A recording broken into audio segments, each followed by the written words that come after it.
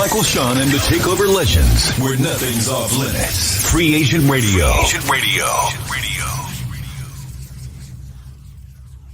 Yeah, I didn't get the tap in. Good morning.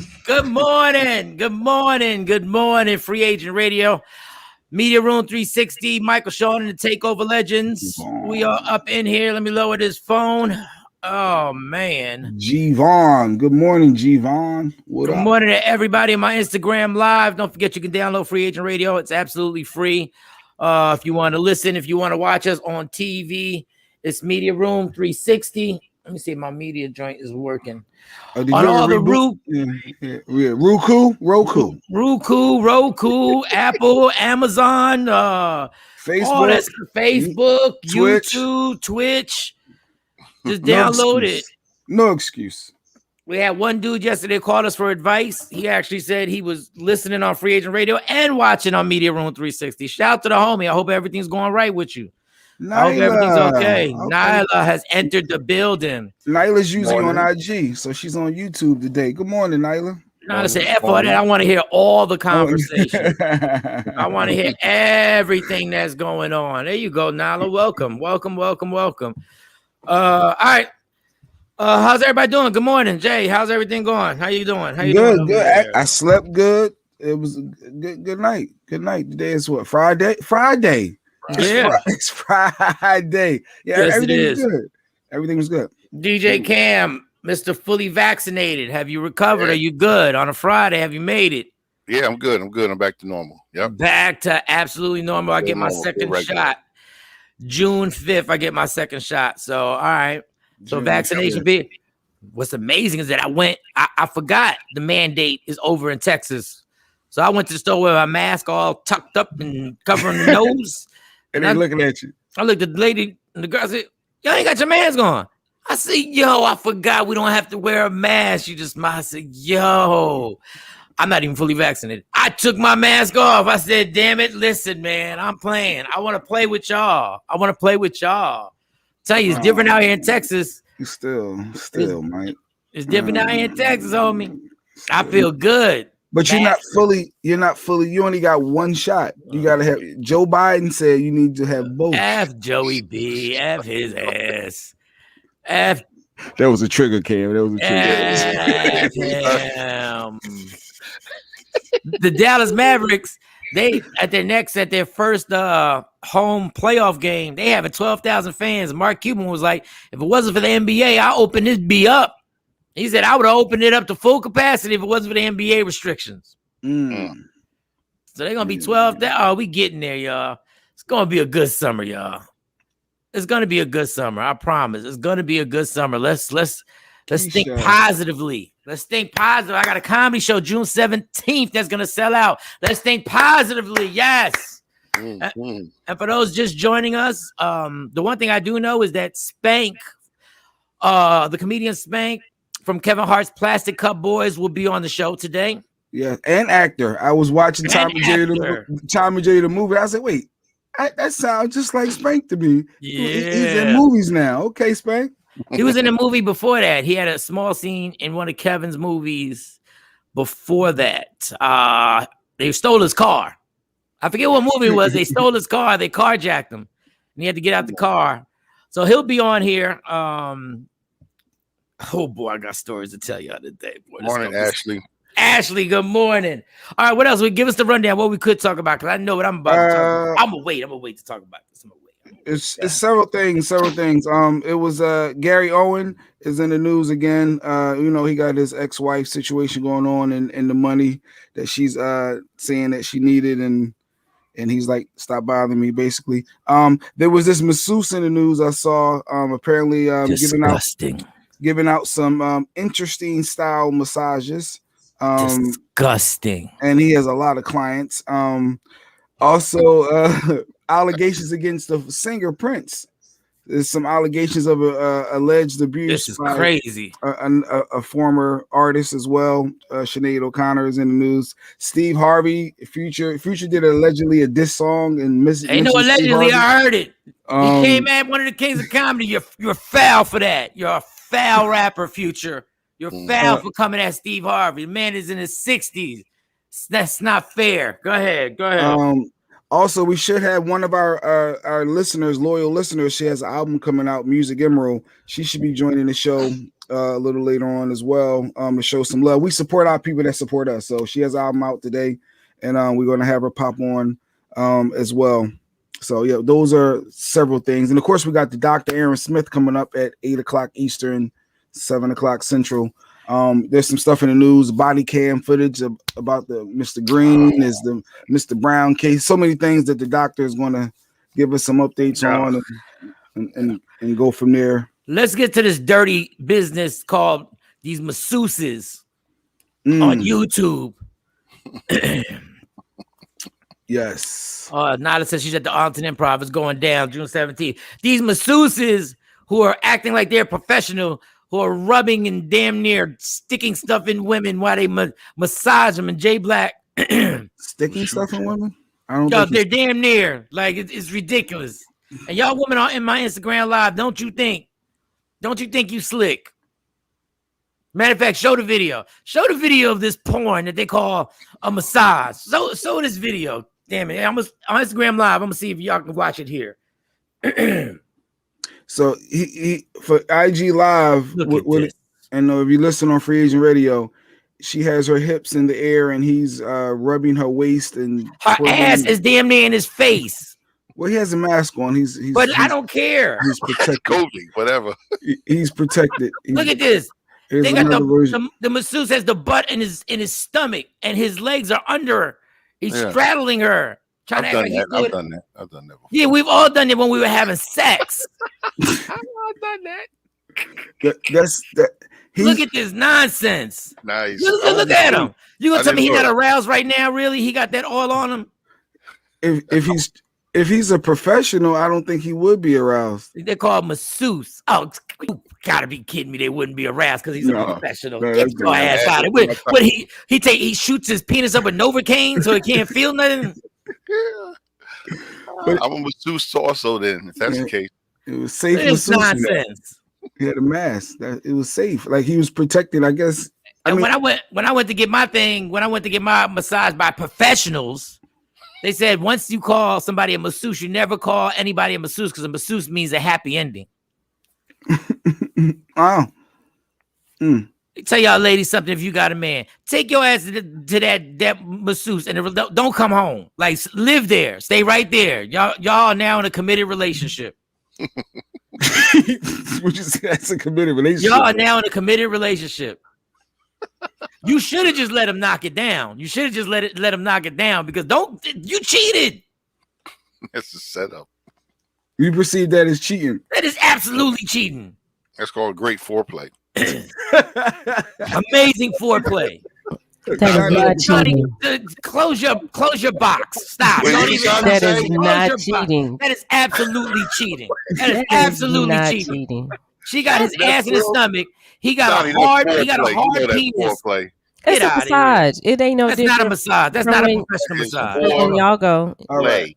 That's when like the same thing when y'all go like the Shawn Watson. Those are the kind of massages he went to get. So now it's somebody for the ladies to do all that. That don't mean his were professional. His weren't professional either. This knucklehead was going to people's apartments, worth $50 million going to apartment complexes to get massages. Dummy, stupid dummy. Well, this guy goes to hotels or even your house. Yes, first he was at a hotel. Yeah, it's all cheating. Let a chick be rubbing on me like that. I got my stuff and my butt tweeted up on her stomach, and she's rubbing my lower back and all. Get the f out of here. You gonna have your butt tooted up on her stomach? And I think those were kind of mild. If you look at his IG page. No, real talk, because when you get a massage, they be having you in all type of awkward situations. You're like, what the hell do we really have to do?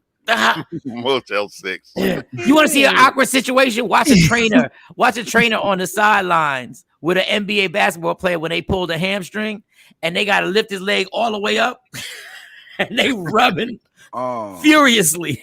Y'all cheating ass women. Y'all getting massages at hotels. Shut your cheating ass. You That's not cheating. You betrayal. You lying vaginas. It's not a lie. It's a massage. Whatever. Y'all leaving all there, all juices all flowing. That's not cheating. I think y'all have a double standard. I just told you Deshaun was cheating too if he was in a relationship. You know when you go to a real what do they call it? A massage therapist or a masseuse. You know the difference. You know the difference. I didn't see anything wrong with it. He wasn't even doing nothing to the ass except just rubbing it like it was a pet. Like what was that? You have to, sometimes it's stress and tension back there.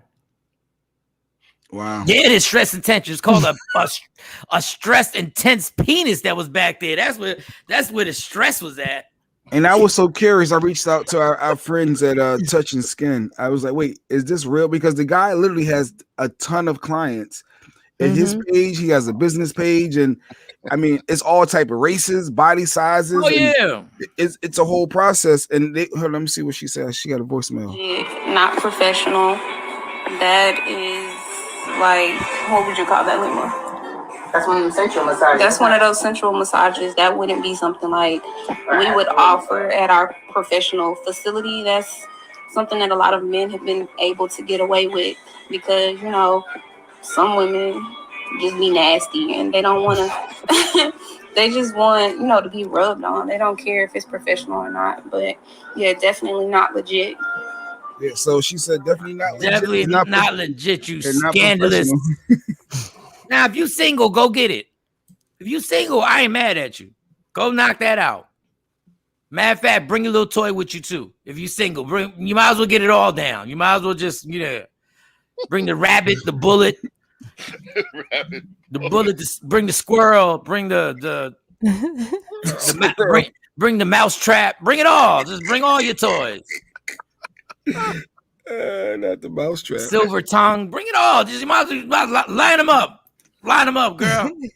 Especially if you one of the multiple orgasmic women. Boy, an hour right there, your stuff would be on empty after you get that massage. You would be on empty. You would be orgasmed out.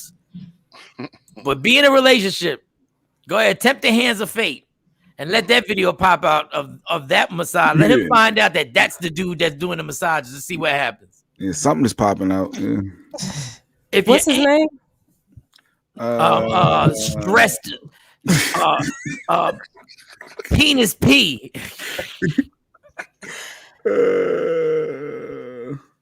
What up, Cabby? Let me find it. It's called penis in your stomach. What is this guy's name?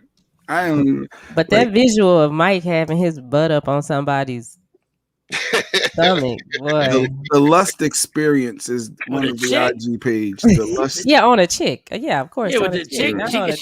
She I'm saying no, I've never had it. I'm saying, but if a chick asked me, my butt was all up on her and her legs were under my legs and she was rubbing on my booty, you might as well get naked. Just get naked now.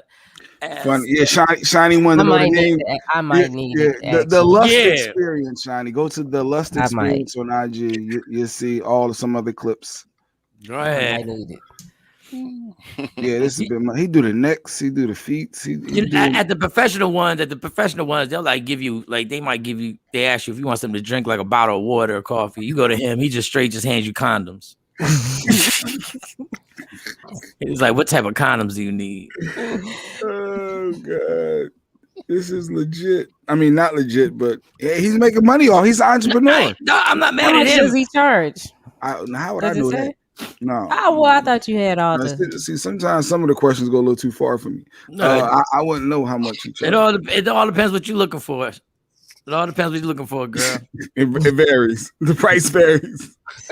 Price varies. The size too, right? The size got to matter because some of these girls, he has some really heavy set women that he's massaging as well. I'm like, I wonder what costs more. If you want the vagina rejuvenation, he's got there's probably gonna be more. Show the clip again with music. Yeah, we need the porn music in the background. Go ahead. Show the clip again. I'm gonna show you what it really sounds like. Show the clip again. Yeah, girl, you stressed out right there.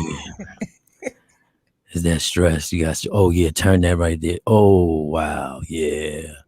Oh man, work must be tough for you. Oh yep, yeah. I feel it right here. I feel. Yeah. Yeah. Have you done your taxes? You haven't. No, you have. No, you have not done your taxes, have you? I see you. Did you get an extension? Did you get an extension on your taxes, girl? That's what he talking about. Yeah, don't worry about that. I got you right there. No, you're good. You're good. Yeah, right there. Right. Yeah. Don't even worry about what you feeling. Don't worry about. Oh, I wear sweatpants. It's easier for me to work in sweatpants, baby. That's all it is. There you go. This ass cheek right here.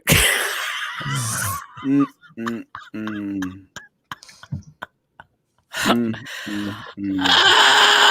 my God.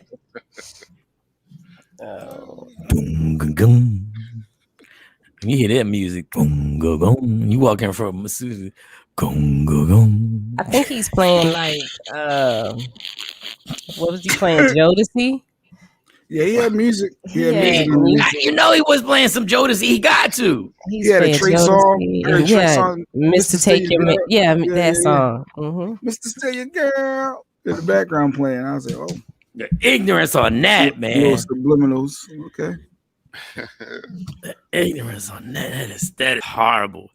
Yeah, Kenny G in the back. New.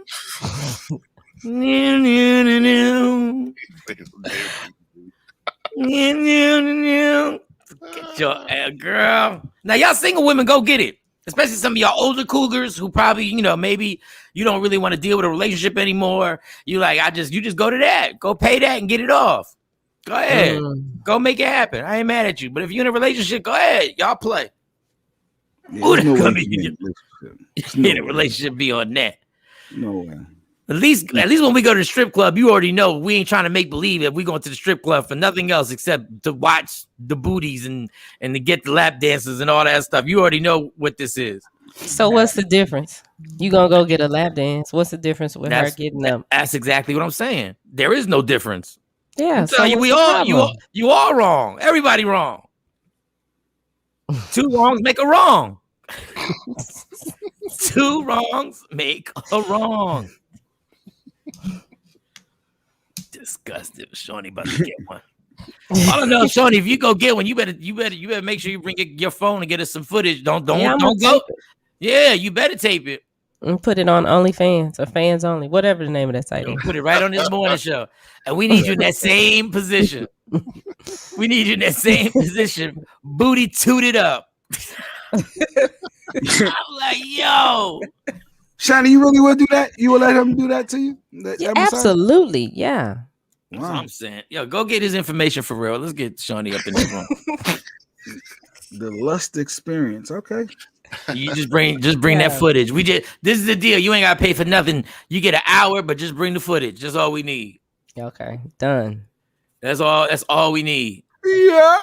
And we need the audio too, because if a moan slip out, we need to hear the whole thing. If one of them things slip out,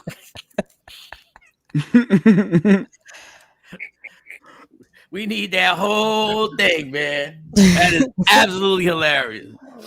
Nothing greater than sex or the teasing of sex. No business will ever, I don't care with all the technology in the world, no business. Yeah, they literally have, I actually saw this. I think I still have it. I don't think I sent it to y'all. There's a vibrator for couples, right? They say it's for couples, but for anybody. So you get a part, you get this part, the woman gets one part, the dude gets another thing, right? Y'all connected to your phones. Y'all connected by Bluetooth. So when she uses, she uses the toy on her, which is shaped like what he has. Okay. His, which is shaped like a vagina, moves as she moves. Like whatever move she does, it simulates it. When I move, you move. Oh, just like that. Yeah. That could be fun. No, that one I was like, yo, what? So anything she does, or in his thing, it moves in conjunction. Like it's crazy. I'm telling you, anything to get somebody either to get close to an orgasm, you can't beat that business. That business is always going to thrive. Can't beat that business. You can't. I don't care about Bill Gates. Listen, the only reason why there isn't like a billionaire porn thing is because there's just too much porn. Like nobody can corner the market. Like there's just too much. Like I would love to know how much Pornhub is worth. I would love to know how much Pornhub is actually worth and who actually owns Pornhub. But as long as, look, women who have respectable jobs, who probably go to church, Bible study, they probably godmothers and great godmothers and they're super godmothers are going to this man to get their butt tooted up and their asses rubbed. That's what I'm talking about. It just doesn't matter what. It has nothing to do with morals. Just don't be in a relationship and let that man find out. Now ain't nobody gonna be able to go get a massage. Yeah, because if it's my house and I own the house, I'm just gonna lock you out. If it's your house, I'm gonna burn that bitch down. No, I'm playing. I'm playing. I was just joking. Pornhub's net worth is 1.5 billion. 1.5 billion. It should even be more than that. Damn. So what's on Pornhub? I've never seen this site. It's the greatest thing ever. I stopped going on it. It's the greatest thing ever, Shawnee. It's like it's a menu. You go on, the screen comes on, right? It's a menu of anything you want. Like, let's say, what's your fantasy, Shawnee? What gets you popping? What's something that you like? Just tell me. 2 billion. 2 billion. All right. Let's just say you like. What did he say? No. I looked at a different site. It sounded like he said 2 men. I'm like, wait a minute, what? There you go. 2 men in a cup. 2 men in a cup. We should have never let her see that massage thing. Her mind is all over the place now. Mike said, "What's your fantasy, Shawnee?" That's what he said. He said, "What was your fantasy?" Well, you don't tell me your fantasy. What are you attracted to? Like, do you like light-skinned men, dark-skinned men? Now, what is your preference? Just black men. Black men. Okay, boom. So you got black men. Do you like them 6 foot tall? Do you like them 5'7"? Do you like them? What do you like? Under 5 feet. No. Okay, let's go with, I guess, 6 feet. Bam. You can customize your porn to what you want. You can customize it. Like you put it in. You'll be like black men to like you can just type that bad boy in and 1 trillion of them will come up.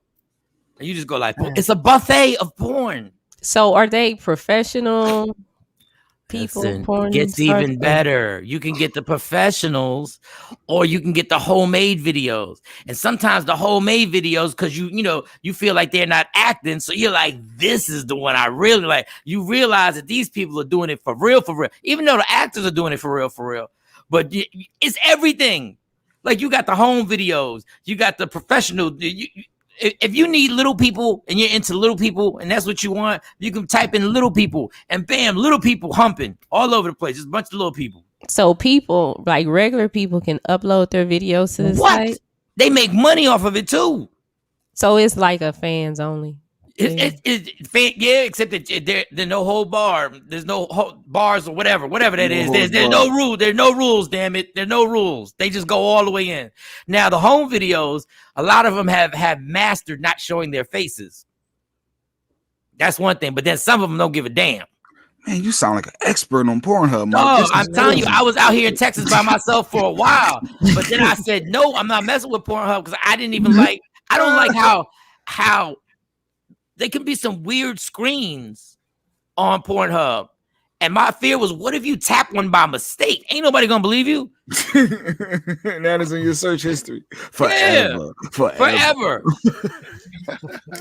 Sex with bullfrogs. I happened to tap it by mistake. Now all of a sudden I got sex with bullfrogs on my no. Your algorithms and your feed. I don't even like frogs. I don't like frogs. I don't like frog legs. I don't like none of that. I wasn't really a Kermit fan, actually, let it be told.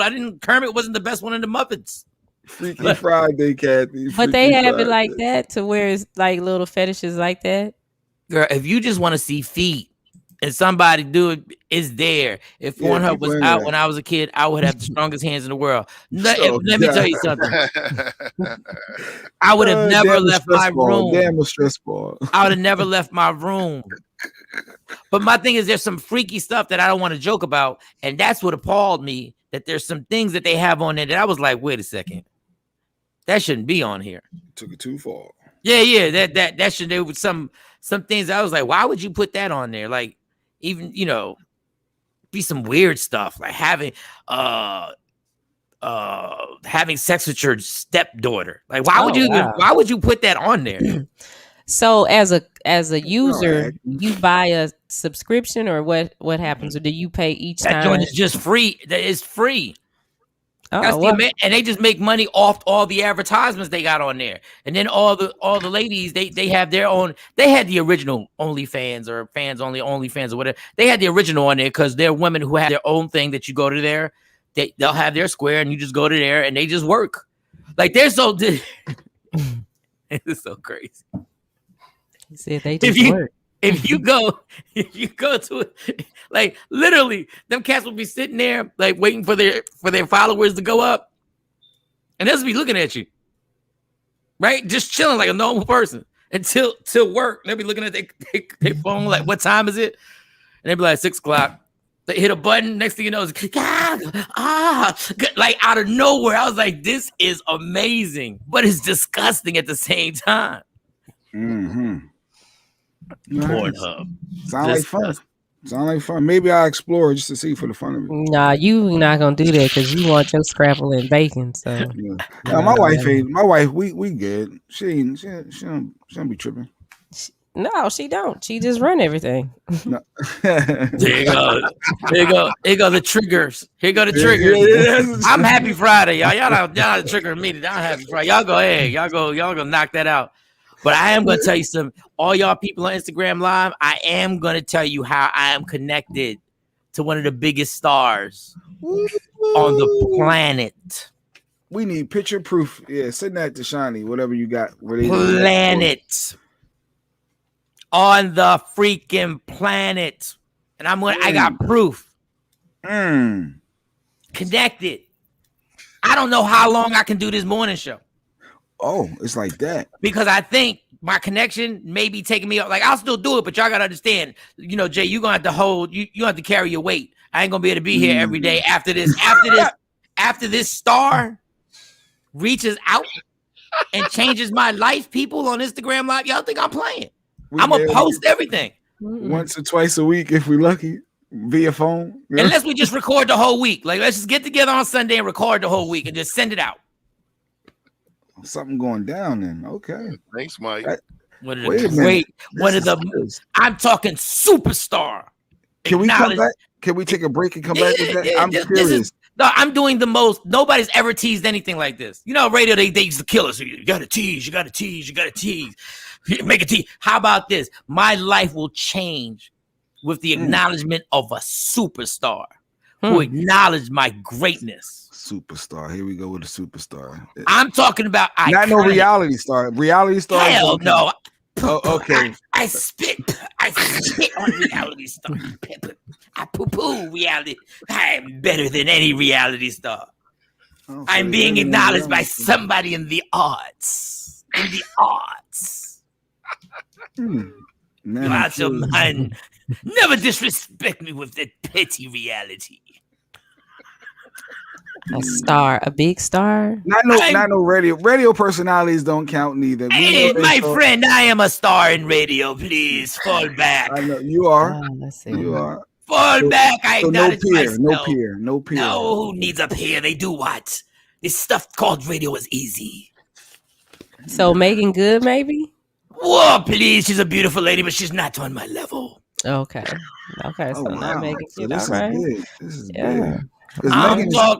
I'm talking about somebody who changed the industry. I'm talking who can make things happen.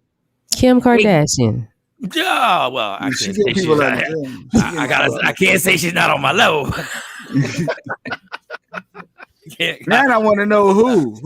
Wow. Okay, let's take $1 billion plus. But on that level, like this person is, we would say, because I hate just stomping on Kim Kardashian. This person has little. I'll just say it. He has actual talent. He has actual talent. I'm not gonna say. So it's a he. Okay, it is a he. Okay, actual talent. That was down. 50%. Okay, so let's see. Mover and shaker, baby. The mover and a shaker. A mover and a shaker. Who's a good dancer? Let's see. Who's not a dancer. Don't you trying to downgrade what I'm doing? I'm looking for clues. Like it's a mass singer. I'm trying to get clues. He's a mover Usher? and a shaker. Maybe Usher. Usher ain't on this level. I'm trying to tell y'all when I tell you who acknowledged my greatness yesterday, and I'm gonna post it, and I'm gonna take this black and mild break. Y'all stay on Instagram Live. No, y'all get off, and I will come back. It's Michael Shawn and the Takeover Legends. Yeah. What up, y'all? It's Michael Shawn from Michael Shawn and the Takeover Legends. And just in case you missed the show, check this out. Wow. I'm going to apologize to you directly to your face for jokes that I wrote. Simply for the stuff that Wendy Williams started about you. Mm-hmm. I remember. And stuff that she said, and we ain't got to get into all that. Yeah. The fact of the matter is, I didn't know whether they were true or not. I was just trying to get a check and write some comedy behind those jokes. Yeah. How did you deal with those rumors and what was being said about you being a superstar and iconic other superstars? How'd you deal with that? Listen, it was tough, and more so, it wasn't tough for me. I'm good. It's like, listen. Most people look at me and you think I sing and I put a mic in my hand. But for those that do know me, they know I ain't got no problem putting a fist down somebody's throat. I'm that guy. R&B thug. I love never, it. And it was not so much about me, more so than it was about my family. Because they don't understand that stuff, that when people are making up lies and rumors, they don't get it's, they only know that other people, their friends and family members or other people believe that stuff. And so you got to, when you, like you was just saying, it's like, people don't realize when you're doing something to someone like that, it's like you're not just impacting them or affecting them. You forget about they have family, and I at the end of the day, I remember saying, I was like, who started this? And I said, I remember someone telling me one day, and it was like, listen, my friend, welcome to showbiz. And guess what? You have now made it. Because they were saying every male artist that comes out and have a huge following with women, you're always going to be considered gay. They call you all kinds of names. And I was just like, wow, well, I don't want to be in the business. That's what I got to take on. Right. But the reality was that was a part of the journey. And yes, did it hurt? Absolutely. But at the end of the day, the one thing I never wavered from, whether it's my friend, my best friend, my brother, Eddie, I never walked in front or behind. I was like, listen, I don't get whatever somebody's got to say. The one thing that has never happened throughout all of the rumors and all that stuff, nobody ever walked up to me and in my face or has ever asked or said anything crossways to me about that. They would all talk behind, but I always said a real man can come. And I've always said, if you come here in front of me talking that, and I said, if you walk away on 2 feet, I'll be whatever you want me to be. No, and you know what's crazy, Johnny, and how immature, and how hungry we are. And I'm not taking myself out of the business. I have been hungry to try and crack a joke to make people laugh or whatever. But then I think about it, the way you and Eddie were rolling, and I'm gonna say it. Yeah. If somebody saw me and Jay Black, we together all the time. All the time. Let me tell you. Yeah, like Jay stayed, when Jay drank too much, he stayed upstairs in my house. Yeah, I was let me tell you, I think everybody at some point, maybe you haven't, but most people in their life, you only hope and pray and wish that you'll find and have a best friend, somebody that you will tell and can ride or die. Listen, I never questioned anything that Eddie did or said, and all I knew and have always felt and said, because that's my brother, my road dog, I'm like, yo, let's rock. What we doing? Who do we got to go and fight? What are we doing? Never questioned anything and was like, what they said. And I remember Eddie saying one day,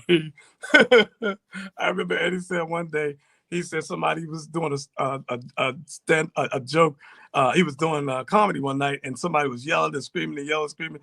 And he told him, he said, shut up, nigga, before I knock you out with my wallet.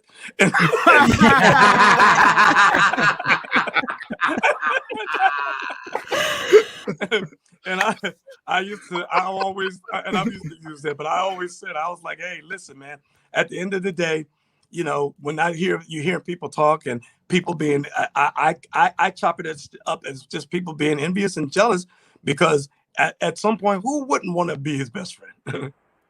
Michael, Shawn, and the Takeover Legends. Your escape from reality. Right here on Free Agent Radio. Don't never stop if you want to be on top. Yeah. Tap in. Tap in. The next break gonna be we're gonna have to do a little longer, y'all, because I didn't get to run in my car. So I gotta run in my car. Shawnee, I want to send you some of this evidence right here. But I don't want you to look at it. I'll play fair. Okay. Look at it. You don't want to look at it. She has to look at it. Upload it. I know. Just it's gonna come to you. All right, before I send it, no, I'm not. No, because she's gonna cheat. She's gonna have to look at it. Okay. You can see if I look down. If I look down, then I'm looking at it. Well, how you I was gonna gonna upload just don't look. Just don't look. Don't upload it yet. Okay. Because what we'll do is we'll do this break, and y'all won't believe me. Like y'all won't believe me. Then I'll have the evidence. So I sent it to you. I texted to you. So yesterday I'm at the gym, right? Mm-hmm. Hold up. Let me not. I don't want to shortchange my story. Instagram Live got to hear this. Y'all all got to hear this. Everybody got to hear. So I'm at the gym, and I'm trying to get right. Let me see. You know what? Let me get everybody on here. Let me get Jay Black. Let me get Shawnee on here. Let's see, because I need everybody to hear how my greatness has finally been acknowledged, and Let me see. and my life is literally is on the verge of changing forever. Let me see. Cam. Let me just put Shawn. I need Shawnee's reaction when she's like, "Wow, Mike, you're right. I don't know how much longer we're gonna have you. I don't know." Good morning, Billy. What up? I don't know how much longer. Wait a minute, Billy. What you mean? I gotta ask. I missed something. She said something last night on the show, Billy. Hold up, Billy. Hold up. All right. All right, no, that's a good one. But Billy, just hang on, because I'm about to speak on how greatness acknowledged me about the Viola Davis pick. Oh, I was talking about Jay. Thanks, Billy, for the insight. No, we're gonna get into it. Okay. Oh, you was talking slick. Wow. Everybody on my IG, welcome to Michael, Shawn, and the Takeover Legends. You want to listen to the show, download Free Agent Radio. If you want to watch the show, Media Room 360 on your Roku, and you can see it just like that. Apple TV, YouTube, Facebook, all that good stuff. But if you want it on that flat screen, go ahead, get it on there. So I'm at the gym. I'm working it out. I'm doing what I got to do. I'm doing my job. I got the whole routine written out. I'm doing jump ropes. I'm doing lunges. I'm doing all types of just working, right? I'm actually sweating. I'm working. So as I'm doing all that, I already know what the finale is. The finale is I got to hit this special treadmill that they have at this gym, which burns 50% more calories because you don't turn it on. You do all the work. Like, it doesn't move, and then you jump on it. Your legs have to move it. Beautiful thing. So I need something, right? I need something to take my mind. I'm sick of music. Like, I have so much music. Like, I listen to everything. I listen to the grimiest hip hop songs, and then I listen to Barry Manilow. Like, that's just me. It doesn't matter what it is. Like, ever since Freeway, the rapper Freeway was singing Vanessa Carlton. Yeah.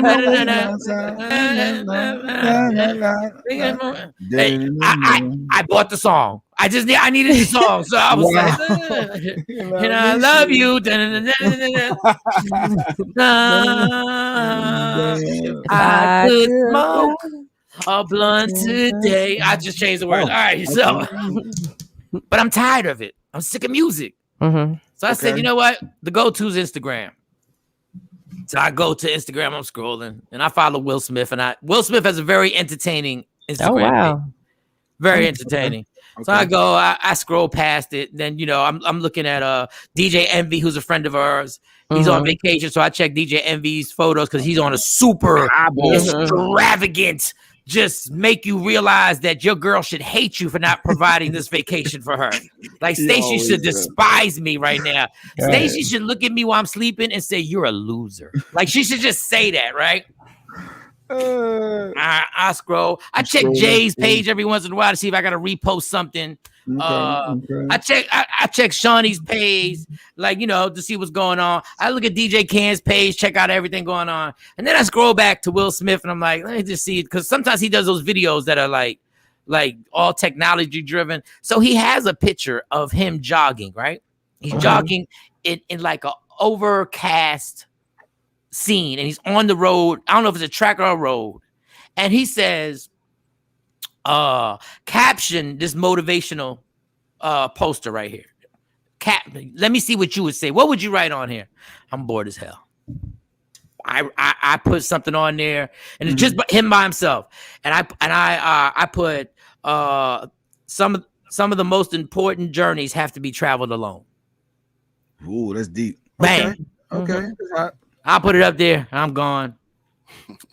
I'm on my, and then, you know, you get your notifications, you get people who might start following you. So I go to that screen. And damn if Will Smith didn't like my damn post. What? No, he didn't. No, he didn't. Willie style. Will Smith didn't like damn this. If Will Smith,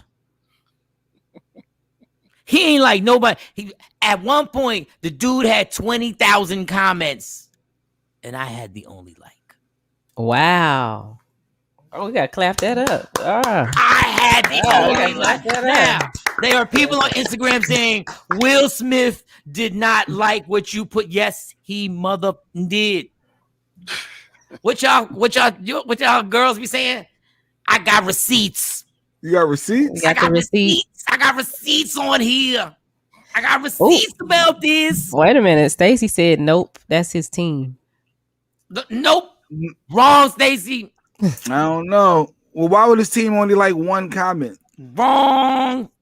Will be on there. Because I see him go back with other celebrities. They go back and forth. Stacey, you're a hater. I got receipts, Stacey.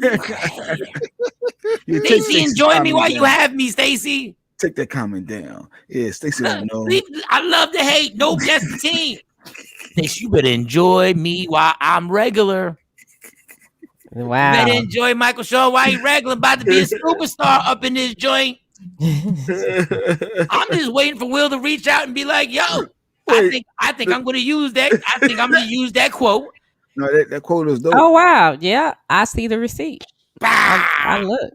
Wow. Is there anything that can get me in trouble on there? Is it just a bunch of people liking stuff, right? Nothing crazy on there, Probably right? could have cropped it out. Probably could have cropped it. Yeah, if you got to. Yeah, no, ain't nothing on here crazy. Okay. Yeah. Put you out there like that anyway, though. No, my dumb ass, I put myself out there. I sent it to you. Nah. We gonna make sure. So Will Smith liked your and he like, what did he say? Like 25,000 comments. Jesus. Look at there. Right. I can't see. See, you got to zoom in for me. Okay, let me make it bigger. He's gonna make it bigger. I can't see that. I don't believe it. I mean, you know, I do have some engagement going on my gram. I do have some engagement going on.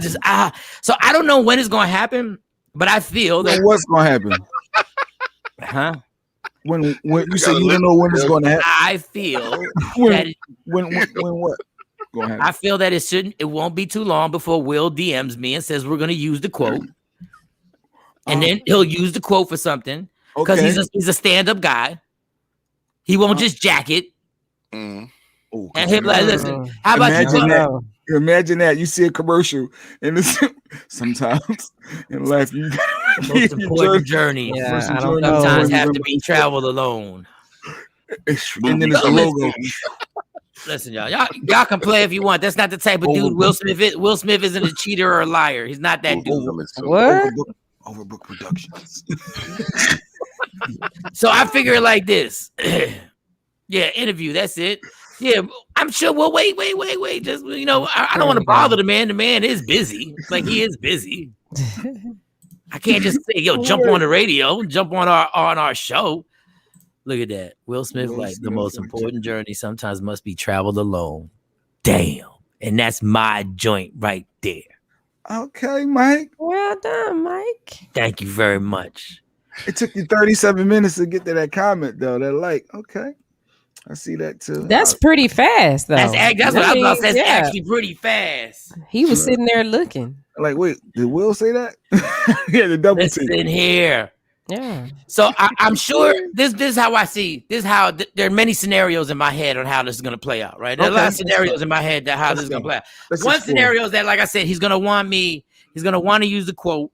Right, he's going to want to use the quote. He may want to put it up, and he wants to do it fairly. So he'll probably fly me out. Right, just come on out. We're going to discuss something, and we'll go out there, and I'll talk to Big Willie.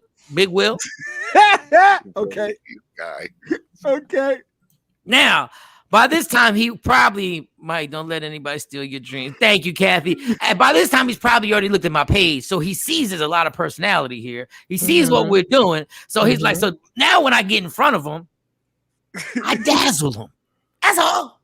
I know a guy shouldn't say it about another guy, but I don't care. This is about making it big. I dazzle Big Will.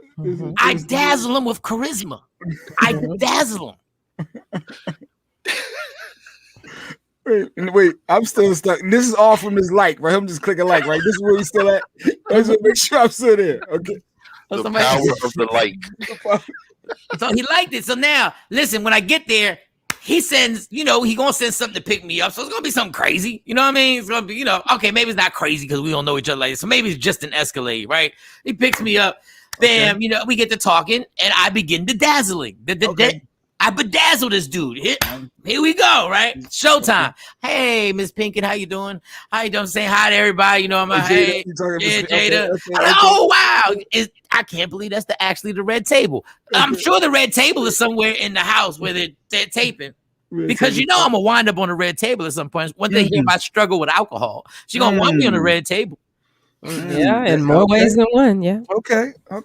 Hey, if I got to take one for the team, I take one for the team, Shawn. It's not that I want to do it. Okay. You're going to be in an entanglement. Okay. But I wouldn't even do that because I'd be like, no, I can't. I can't unless Will is telling me out of respect because he's the one. If you want to be on this red table, you're going to be in this entanglement. All right, well, it is what it is. It is what it is. Hey, you gotta move with the punches, girl. Whenever it happens, it happens. So by that time, he's already seen. So now, when we're sitting around, he wants to know stuff I did. So what do I say? I pop in on YouTube, relapse again. Damn, and he sees it. He probably says we probably need to reshoot this. He said, I think we probably need to reach. This is something interesting. Call me. What else I heard you're a comedian. Yeah. He said, how about we go to the comedy club tonight? I get you on. Now he tested me.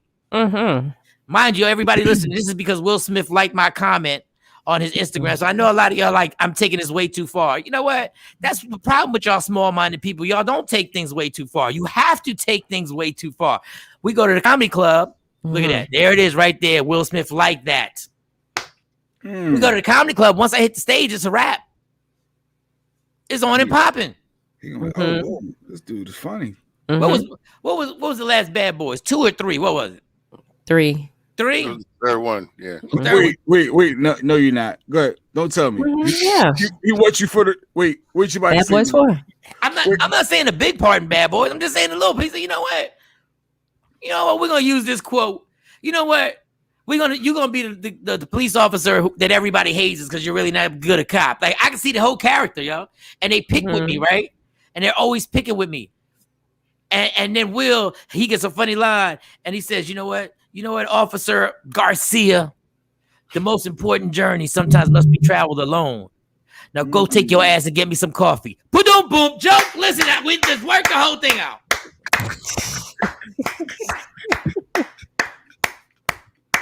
Wow. And he leaves. And I leave and go get him some coffee. What's going on over here? Big John Productions. What up, Big John? What's going on Instagram Live? Wow, this is all interesting. And don't forget, Will tried that comedy. He has a video showing how nervous he was. And you know what? I'll work it out for you, Will. You can do this comedy thing. Let me be a writer. You know that you've met him before. Maybe he remembers you. He might remember you, Mike. Maybe he remembers you. Remember this? Oh, look at that. Look at that. You were foreshadowing the future. Look at that. You were foreseeing their friendship. I manifested it. Yeah. Look at Mike and Big Will. Somebody on Instagram last said you are really speaking into your. I'm speaking into my. Look, I'm the most underrated person in this business. All I need is that shine. All I need is the light. That's all I need. Then when he sees what we're doing with the radio show, because I don't want to be a D head and act like I'm just gonna leave y'all like that, because I'm not. We still gonna do it, but we got to do it on a bigger platform. Thanks, Mike. Absolutely. So we show him Media Room 360 Free Agent Radio. What we're doing is entrepreneurs. Mm-hmm. They invest. Maybe they put us on a level of they start promoting us, and then we just go from there, guys. It's gonna happen now. I'm telling you. I'm 1,000% confident. All right. So this all came from Will Smith posted a picture and said, "Caption is." You put a caption down. Yes. And he clicked the like button, and now we're on tour, and you're doing movies. Yes. All right. You know what? I think I can see that. Yeah. Johnny, stop it. No, you can't. Yes, Okay, I can, because you know, when people look at their Instagram and you like a person's picture or something, That's they right. said, don't you click to see, well, let me see who this person is and what they're about. It's possible. Will Smith is sometimes you're right. Yeah, sometimes I do. I'm like, well, who is this person? When they like a lot of them. No, when somebody like multiple images, that's when I generally will go to their page. I don't know. Mike only like one, it was one comment, but you know what? I'm gonna let him be great. Will you just let him be great in this moment? Please let him be great. Let's be clear. I've never left a comment. The first time I leave a comment for Will Smith, bam, he likes it. Yeah. I've never left a comment. Somebody on my Instagram live keeps saying I talked about her at a comedy show at a place called Morgan's in Philly. I can't get into that, but the fact that you was at Morgan's, I love it. Wow. Yeah, Miss Craig. The fact that you were at Morgan's, man. Yeah. They want to know your thoughts, Cam. What you thinking, Cam, about the liking? That's cool. As long as we can go for the ride too. Cam is going to start packing after we get off the show. Because Cam, listen, I want to tell you, because I'm in the quotes. Ye of little faith will be left behind. That's all I'm saying. Ye of little faith will be left behind. My bag is already packed. Thank you, Shawnee. I'm ready. That ride was like too long. I gotta see our itinerary first. Ain't nobody leaving nobody. Before I pack, I need an itinerary. Telling you, dog. Stacy wants to know what happened after the picture of you. Oh, that was a concert. It was an old school concert that was in Philly, and we were backstage. Nothing. Like he went on, he was taking pictures with everybody. Wait, Will Smith gave. Shorty Doo-Wop got a like from Will Smith too. Where's your receipts at, Tosh? Wait. No, she's trying to say Will Smith gave Mike a like. She just yeah, gave Mike a like. He liked the caption. He put a thing of him jogging in an overcast. It looked like about to get offended. Like, wait, it might have rained. It might have rained. No, I'm not, Shorty. If you get one, you get one. That's what I'm talking about. But you got to milk it now. Listen, I'm about to catch hell on Instagram because I'm posting it. I'm gonna say I don't give a damn how many jokes y'all got. I don't give a damn. Y'all can come from my throat. Happy Friday, Will Smith. Like one of my comments. Don't give a damn. Super made a good point. You did radio for all them years in Philly. Yeah, so I'm sure he knows that too. Yeah, I'm sure Will. Yes. At least Charlie Mack. Billy is agreeing with you. You need to add that picture, make a post. That's what I'm saying. I'm add that picture, make a post. Oh, the picture that I made the post for? Yes, and tag him in it. And I'm do the picture, the post. Yeah, tag him, tag Charlie Mack, check everybody that's close to him. Yeah. Okay, Shawnee, get on it. Okay. Okay. I'm on it. That simple stuff of just putting letters on a post. Way past my pay grade. Way past my pay grade. And now look at I'm not calling J Black no more. For the rest of the show, he's called Ye of Little Faith. Look at Ye of Little Faith. Now it's talking about we did do radio in his hometown. Ye of Little Faith. Sorry. A lot of support. You gotta jump on his journey, homie.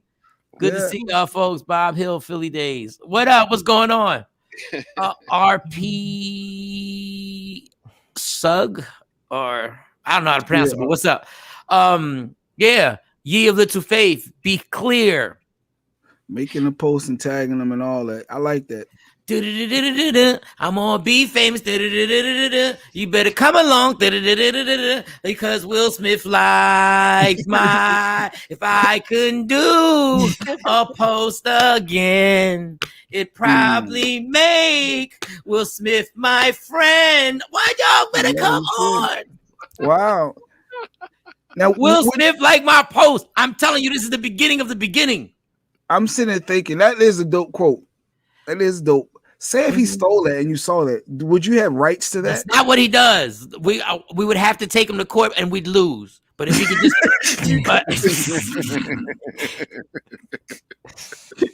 you gave it up when he asked for the caption. You offered that to him. I offered him, and he liked this. So that's your hopefully he'll feel bad because he probably has like $700,000 in his sneaker. Like hopefully they'll just be like, yo, just give him like $700,000. Get him out of here. And that's still a win. Yeah. Got 700,000 that I didn't have. I'm gonna pay off both my properties.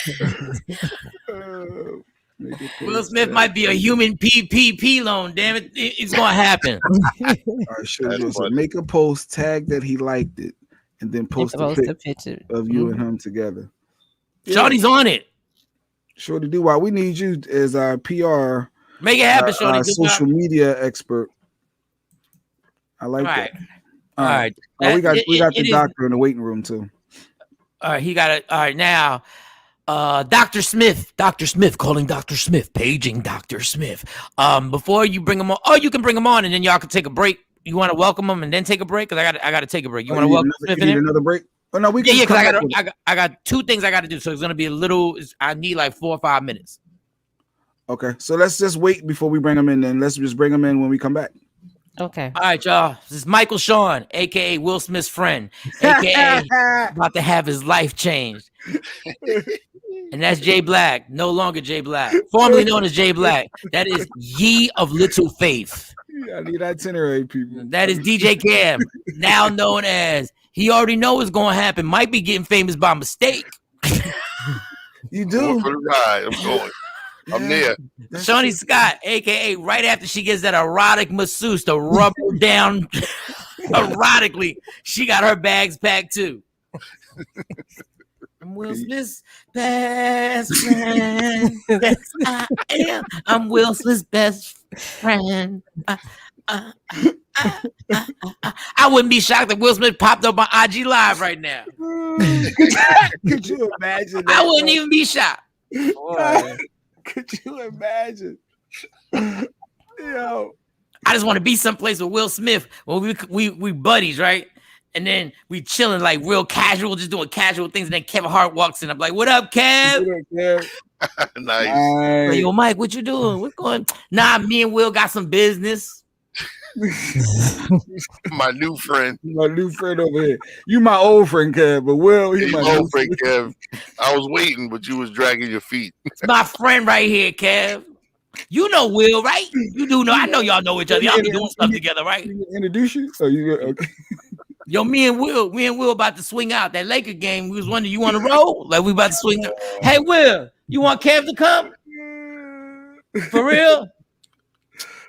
Kev, Will said he ain't gonna be able to make that happen this time, but he said we could meet after. He said then you only got 2 tickets. One of them is mine because that's my buddy. Oh God, that's my buddy. Oh, you are going to the game.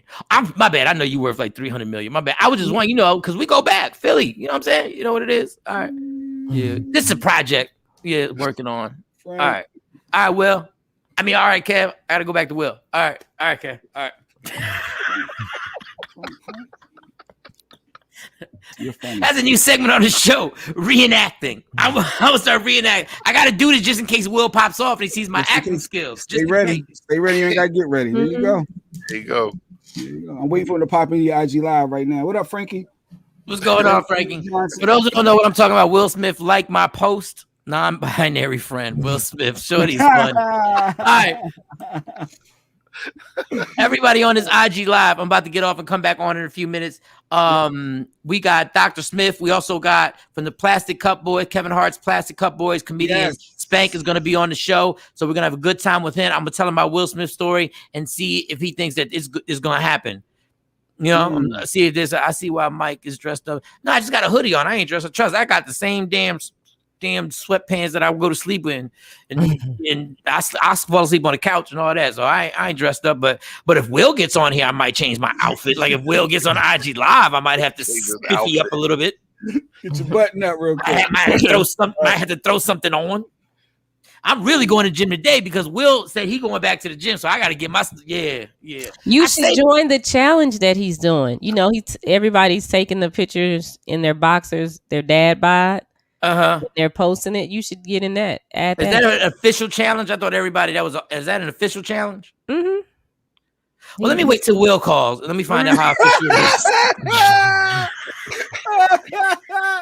This is all that's not for his close friends. Maybe that's not for his close friends to participate. He just hit the heart button. He said heart. And now we on this journey. All right. We'll be back, I guess. Shout out to my sister and my niece who listen on the way. I think they listen on the way to school. Will Smith is about to make me famous, Vern. We about to be good. I know you make a lot of money, but we about to be better. We about to be super good. I promise. No more lines at Disney World. No more. Matter of fact, no more people at Disney World. We just rent it all out. No more people at Disney World. It's just us, Mickey, Minnie. If you ain't got a costume on, I need your ass out the park. That's my type of rich. That's the idea. If you not a character, get your ass out the park. Damn, a fast pass. All right. No fast pass. I don't want human beings that I didn't invite in the park. I just want that. That's what I want. So we're gonna take a break. I gotta run. I gotta do some stuff. All right, Michael Shawn and the Takeover Legends, y'all. What up, y'all? It's Michael Shawn from Michael Shawn and the Takeover Legends. And just in case you missed the show, check this out. The one song that nobody knows that Freeway loves, that everybody would wild out if they realized that the one song that you love, the one song. Making my way down south. Okay.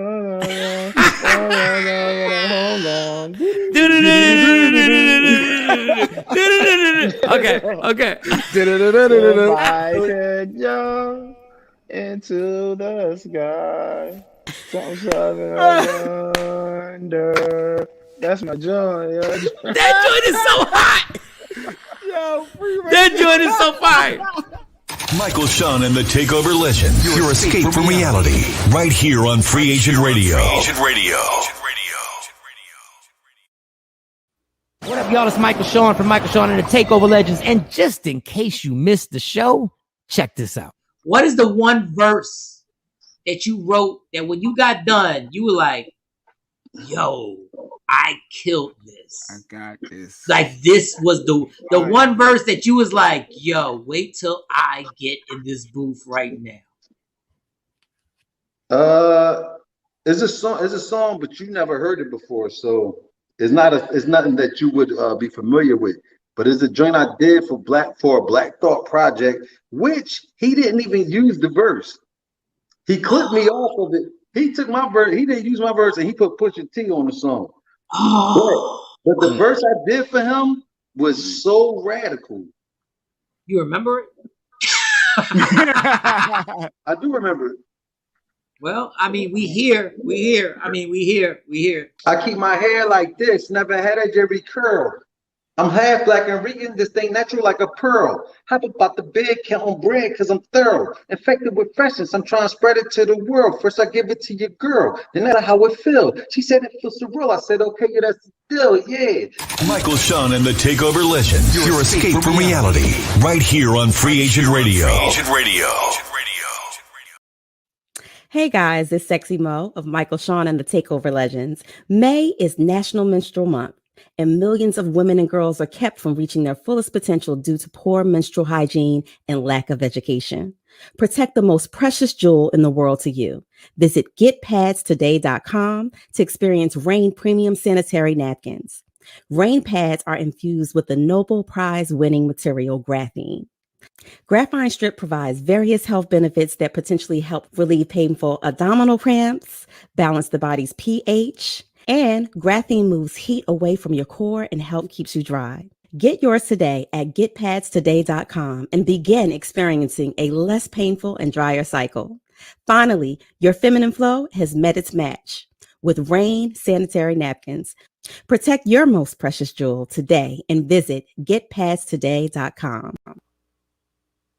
What up, y'all? It's Michael Shawn from Michael Shawn and the Takeover Legends. And just in case you missed the show, check this out. He said she loves the Dollar Tree. She does. She legit loves. Do you think she loved the Dollar Tree before she met your cheap ass? I think she did. My wife has always been frugal.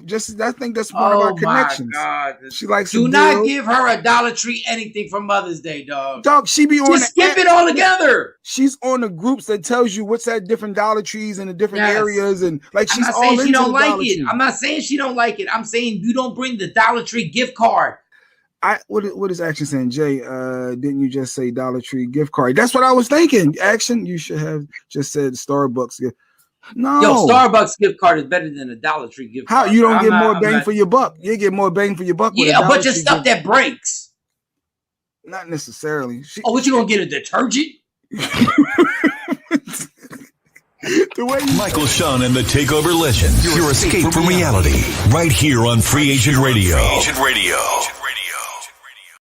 What up, y'all? It's Michael Shawn from Michael Shawn and the Takeover Legends. And just in case you missed the show, check this out. I think I got last one for fun. Here we go. You got another one? Don't do nothing stupid. Don't do nothing stupid. You got to pick free.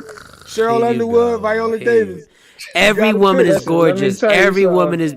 God, Jay. Why would you do that? Viola be before she take that wig off sometimes on Scandal. She looking all right until she, snatch the wig off.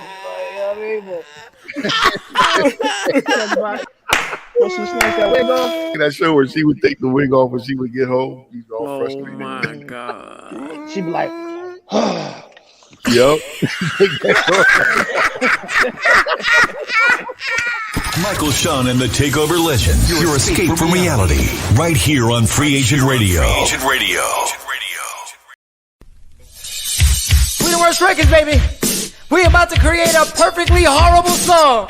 Y'all know I've been in the gym, and now all I wear is tight shirts, tight shirts, tight shirts, tight shirts, tight shirts. Yes, I do. Michael Shawn wears tight shirts every day. I wear tight shirts because I'm working out some. And if I wear the right size, you won't see none of my little cuts in my arms or whatever. Short sleeve tight shirts in any type of weather. People talking trans when they see me in the street. Your shirt's so tight, we can see your heartbeat. Man, clown me if you want, I'm sticking to my guns. And when the summer comes, it's gonna be fun. You can crack jokes and treat me like a jerk, but one day you'll see my six-pack right through my shirt. And even if I wanted to, I just can't stop. I just might rock an Ezekiel crop top. Whoa. Did I take it too far? What? Yes. Whatever. Tight shirts in the morning at work and when I grieve. I even wear tight pajama tops when I sleep. Tight shirts. Tight shirts. Yeah. Tight shirts. Come on. Tight shirts. Come on. Tight shirts. Come on. Tight shirts. Every day. Mike Shawn wears tight shirts. To the gym or wherever. tight shirts. Tight shirts, tight shirts, tight shirts, tight shirts, Michael Shawn and We the Worst Records, Pluto, Aristotle, and P Skills have just destroyed or created another perfectly horrible song. Yeah. Check out the next single, Grown Man Wearing Skinny Jeans.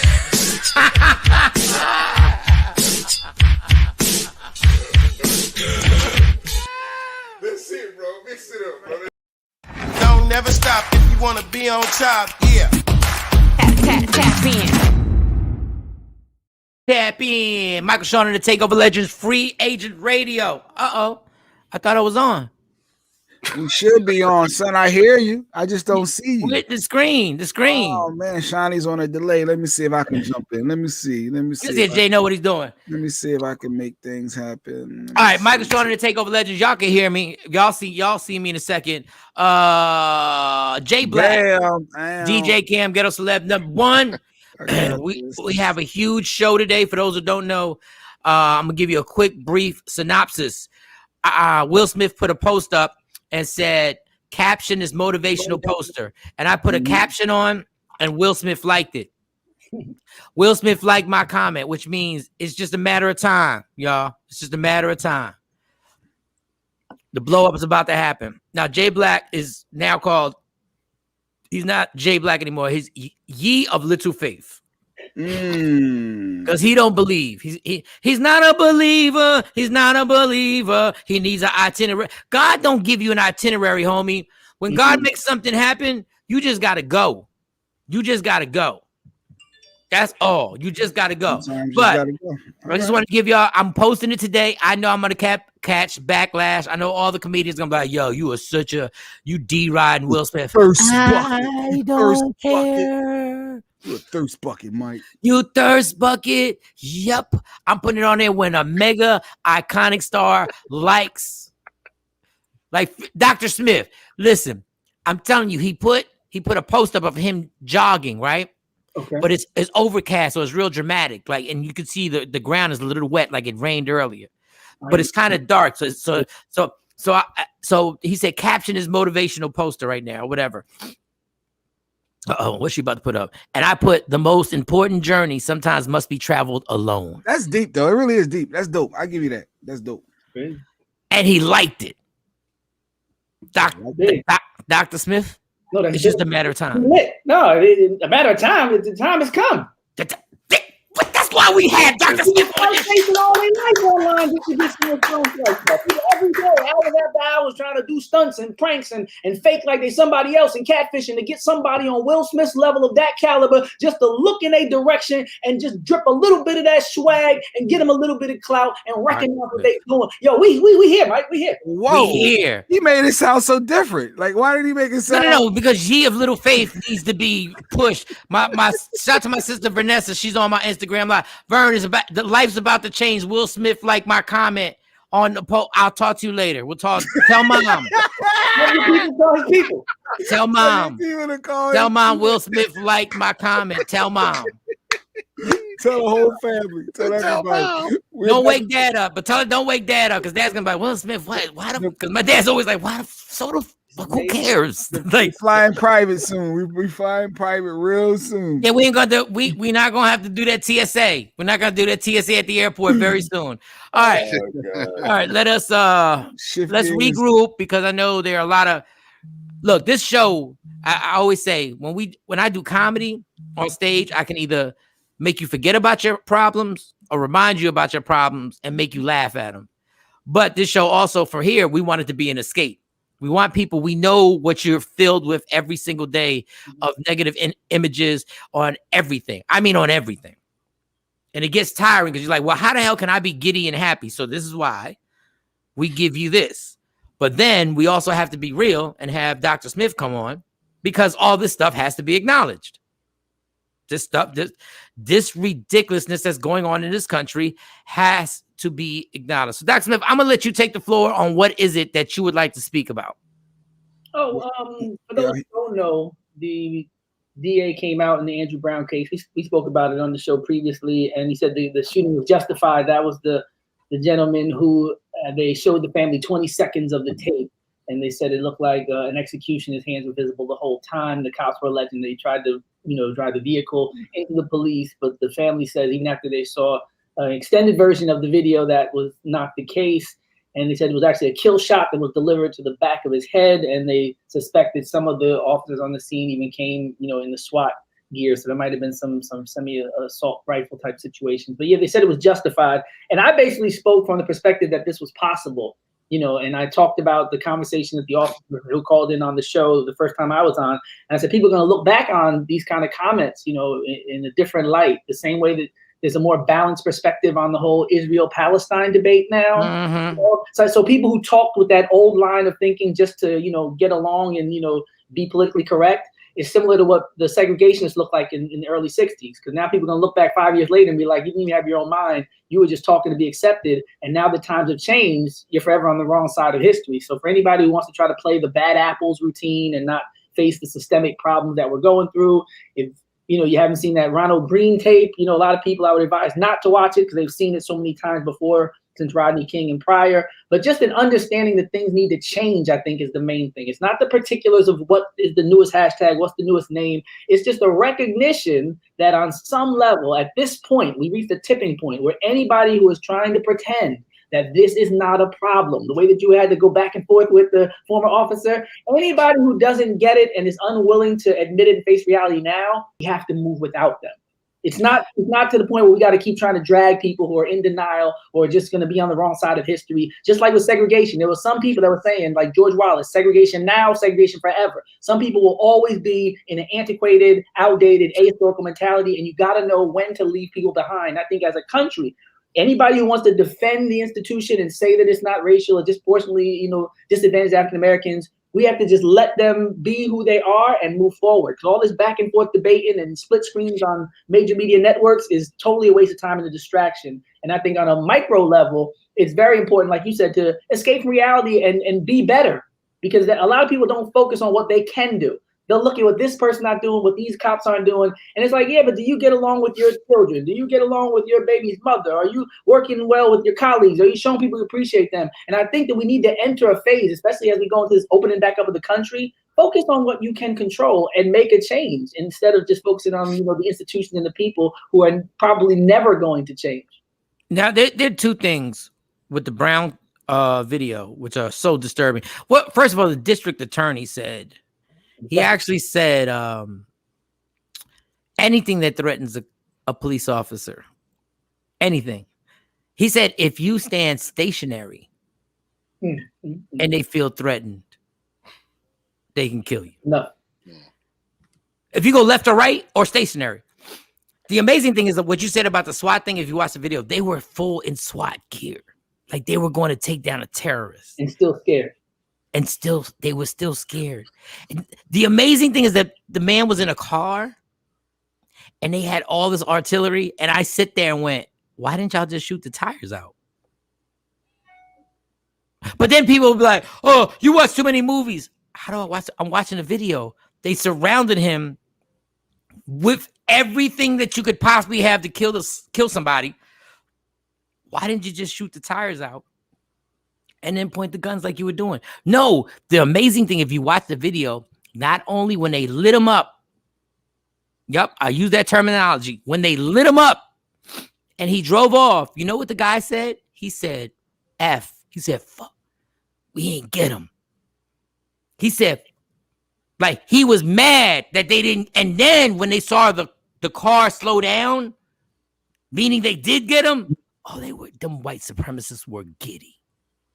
It's like big game hunting. I say people can't understand what's taking place. Like when we watch the George Floyd tape, if you don't understand why the Trump sons are posing over these lions, why they're leaning on top of these rhinoceros, this is what you are witnessing when you saw a person who usually couldn't beat George Floyd up in a one-on-one. Everybody who knows people, you could tell by how extra the man was acting on top of George Floyd's neck. When Derek Chauvin was on his neck, you could see that normally he wouldn't be able to do this. And with law enforcement, we see a lot of people. I think it was Sheik Luke from the Locks said, I hate cops, and most of them was in school. Like a lot of people who got beat up and got bullied and weren't the cool kids. You could tell when that person becomes a law enforcement officer as opposed to someone who just wanted to do better for their community. And you could see in Derek Chauvin an insecurity, an incompleteness, a weakness that made him want to, posture and pose. And that's what you're seeing a lot of times. Because a lot of times if that man was just walking down the street and these same people walk with their girlfriend, they'd be the type to try to put their hand in their back pocket and cuff them up, when they walk past black guys and pull their fur coats and all that stuff that weak people do all the time. But I had a book on my shelf just now, Exterminate All the Brutes. HBO does a special with the author and a cinematographer. HBO has a special right now based on this book and similar incidents called Exterminate All the Brutes. And it just talks about that history of black and brown genocide. And I was asking the class yesterday, why would you need to castrate a person you already lynched and burned? But back in the days, a lot of times the biggest fight for the souvenirs was for the phallus of the black man who had already been hung and murdered. So you got to think to yourself, there got to be something really deep going on when you always feel threatened. You feel threatened when no one's threatening you. You feel threatened when people are in handcuffs. You feel threatened when people have been shot in pepper spray. So apparently you have a problem. That's why I say never say it's because you're black. Don't own their sickness. Say it's because they're racist. Don't say it's because you're a woman. Say it's because they're sexist. There's a long, steady, consistent history of Europeans slaughtering and being pretending to be fearful of. They label the native savages so they can behave toward them savagely. right? They say, oh, they're savages, and then they start raping and pillaging and being pedophiles and cutting off people's hands like Columbus. So we have to understand this in context. We can't say, oh, did he move his hand? Oh, did he think it was a phone? We have to look in the long term of history and say, wow, here we go again, I should say. Here we go again, whether it's Columbus or the slave patrol, the origin of the police, and we got to say this is a consistent thing that we have always seen. We've never gotten a break from this. Since the earliest, interaction between Europeans and Africans in terms of this new world experiment, there's always been this suppression. They don't want you to breed. There's been forced sterilization. There's always, from the abortion clinics in the hood, they've always wanted you to not be here because they knew that you mixing with them means their potential destruction and annihilation. So when they had that book, The ISIS Papers, and Francis Cress Welsing, the doctor said that white people are afraid of genetic annihilation. When Martin Lawrence and Boomerang is talking about it's racial, and he's talking about the game of pool and all that, those are theories from Francis Cress Welsing, who wrote the book, The ISIS Papers. And she said, if you want to understand anything in society, you have to understand what they are afraid of. They are afraid that you have the sexual power, the dominant genetic power to erase them from the planet. Every time they came with guns and lies and manipulation of religion, 9 months later, all the babies were still brown. Can you imagine trying everything in your power to get rid of somebody, to crush somebody, only to find out that you got crushed when you was doing the raping and you was doing all the pillaging? You turn around and all the babies are brown and you outnumbered? So they always think like this. That's why you can get in an elevator and somebody's, it's always a nervousness. It's always a fear. Chris Rock called it, it's always an overreaction, whether they're extra nice to you or they're extra fearful. Every time you're black in the face, there's always an overreaction. It's never just, hey, Jay, if you're the only black person that came to that space, the space has changed. And part of it, especially when there's a competition for women, right? There's always this acknowledgement, like a black guy's here.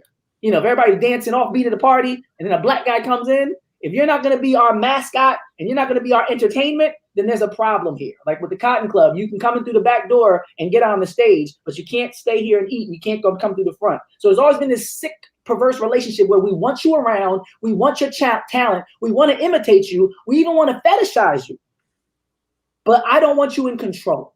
But when everything you say is so I'm going to say spot on and so obvious, and it's always been obvious, but when I keep it real simplistic, when a white woman grabs her purse, you're grabbing your purse because you believe that this angry black man is dangerous, but you know why you're really nervous, because you know how you feel about them and how they have been treated. You know what you did. Like if I've treated you good if I've not that I've treated you good, let me change that terminology. If I know we have all been on a level playing field and we've all experienced the same experiences, I go like, well, I don't care. Well, get in the elevator. Yeah. But if I know your ancestors have been murdered, raped, destroyed, burned, split, yes, I would be nervous too. I'm never nervous to somebody who I felt like I've done nothing to you. Yeah. But you're always nervous about somebody that and stop all this. I didn't have to do it. I had nothing to do with that. You know exactly what you had to do with it right now. And the other comment, and I would just say this because I don't want to start. I'm not telling everybody to grab guns and form a revolution and all this other stuff. All I'm going to say is this country wasn't taken non-peacefully. I mean, this country wasn't, the Pilgrims didn't come up here and go non-violent. I don't know what revolution ever happened that was successful that didn't contain violence. Yeah, they say there's never been a bloodless revolution. I just don't know. I've never heard of it. I've never seen it. I don't have any factual evidence, but hey, this is not my expertise. I just know when we wanted to make sure democracy was alive and well, we bombed everything in Vietnam. When we decided that, when we wanted to drop nuclear atomic bombs, and we were like, we had a reason, we dropped atomic bombs. But black people are only people who, when they have to protest, they go like, yeah, but be nonviolent, because if you're not nonviolent, then it discredits it. Yeah, but every successful revolution had to do with violence. Yeah, that's the game. The game like we always say with the side chick analogy, the game is I'm going to convince you that it's okay for me to do it, and I'm going to convince you that it's wrong for you to do it. This pimping 101. Basically, I got to let you know your money is mine. My money is never yours. I can chill with all these chicks, but if you even look at another pimp, you're going to catch it. This is 101 pimping that we're seeing in this toxic relationship between the United States of America and African Americans. It's a toxic, abusive relationship where somebody can go ahead and take land from one group and murder them and then get another group to work the land. And then the people that paid for their boats, they ran off on the plug now. England paid for the boats and supported them with the trip. They said, oh, just give us a little bit of tax. It was like, oh, tax. No taxation, no representation. Give me liberty, give me death. You started busting back at the same people that helped you out. Then you try to murdering the people that worked for you. Then you murder people that was here. Then you want to run around and say nonviolent while they said Hiroshima, Nagasaki, Korea, World War I, World War II. You fought yourself in the Civil War, killed off 1 million people. The same people that did all this and even today are leaning on people's necks for 9 to 17 minutes will turn around to you while they're still doing it and say, do you forgive them? You got to be nonviolent. And to me, if you don't understand, if you never watched the movie The Mac, if you don't understand pimping, you need to read Iceberg Slim or something, or go to a club and recognize when you're in an abusive, toxic relationship and when somebody's playing you, trying to get you to behave in a way. Remember 9/11? Nobody said nonviolent. Nobody, if you said it, you was going to be in a bad way.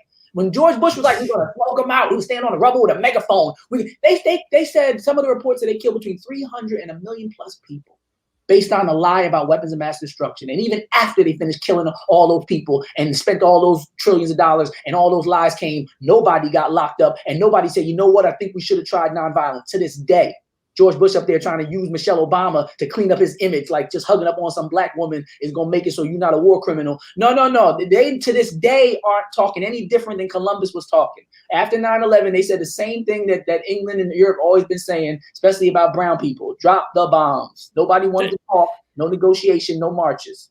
They literally said they were weapons of mass destruction and then they said, my bad. That's what they said. That's what this country, like, do you understand what this country said?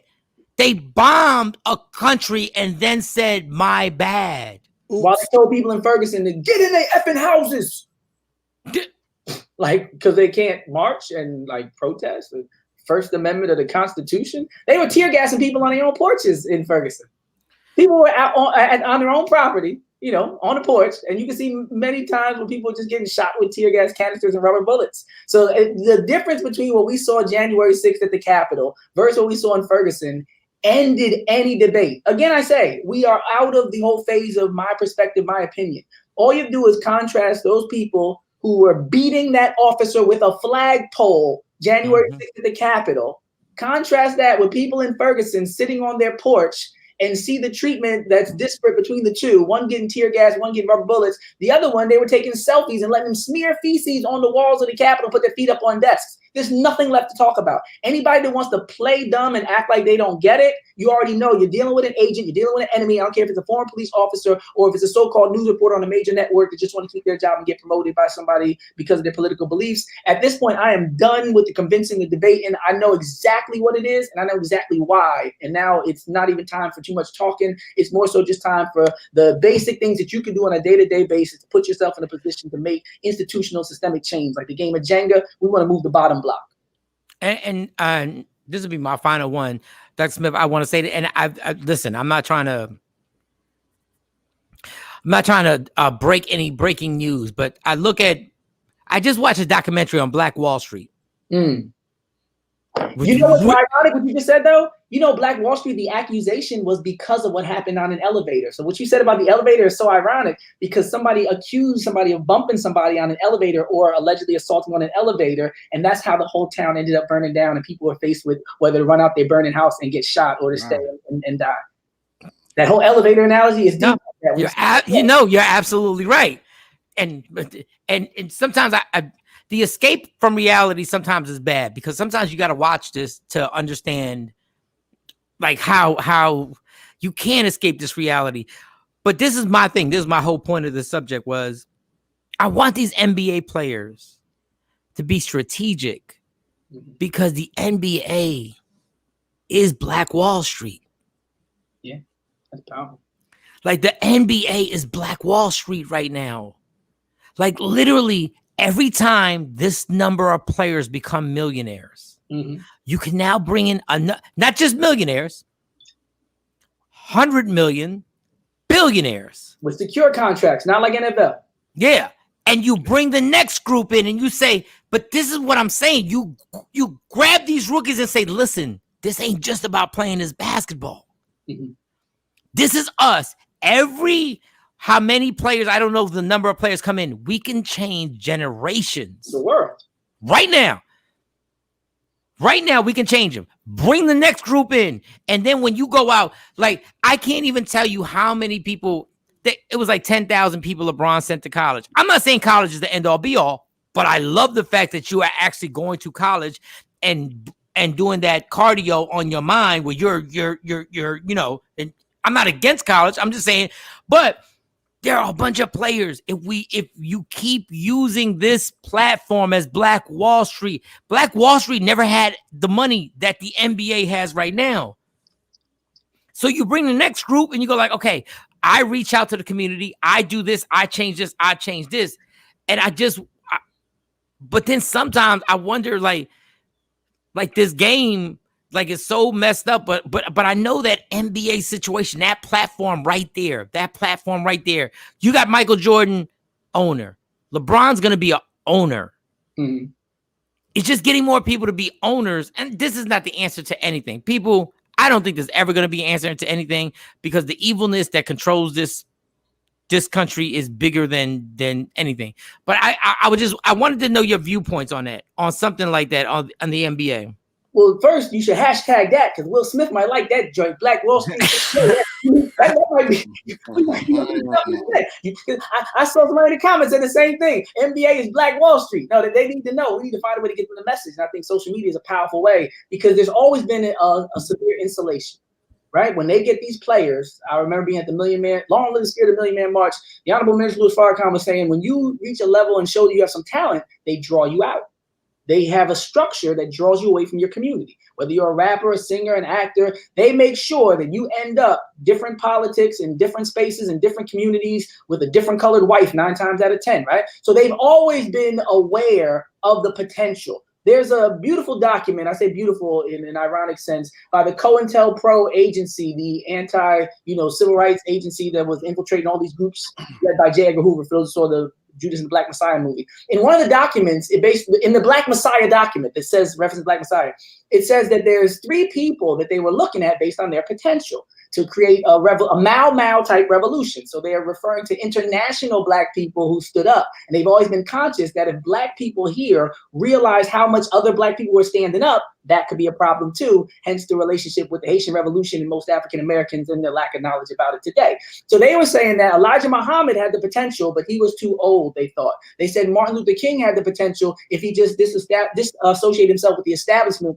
and went with Pan-Africanism instead of nonviolence. They said, but Stokely Carmichael had like the perfect storm with the charisma and the street credibility. And luckily he left the country. He probably wouldn't even lived as long as he did. But the fact that, the reason I'm saying that is they're looking at your potential even before you realize it.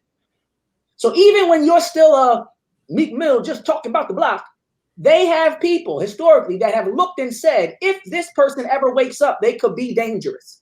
In their documents, they're not looking at you based on what you're doing or what you're planning or what you realize about yourself. They're looking because they've studied you. And they have a psychological profile about your influence and your potential. And they say, we got to make sure we keep him away. We keep him satisfied and sedated with creature comforts. Or they know. That's why it was Abdul Rauf. Remember when he objected to the national anthem, the NBA store? They've always made an example.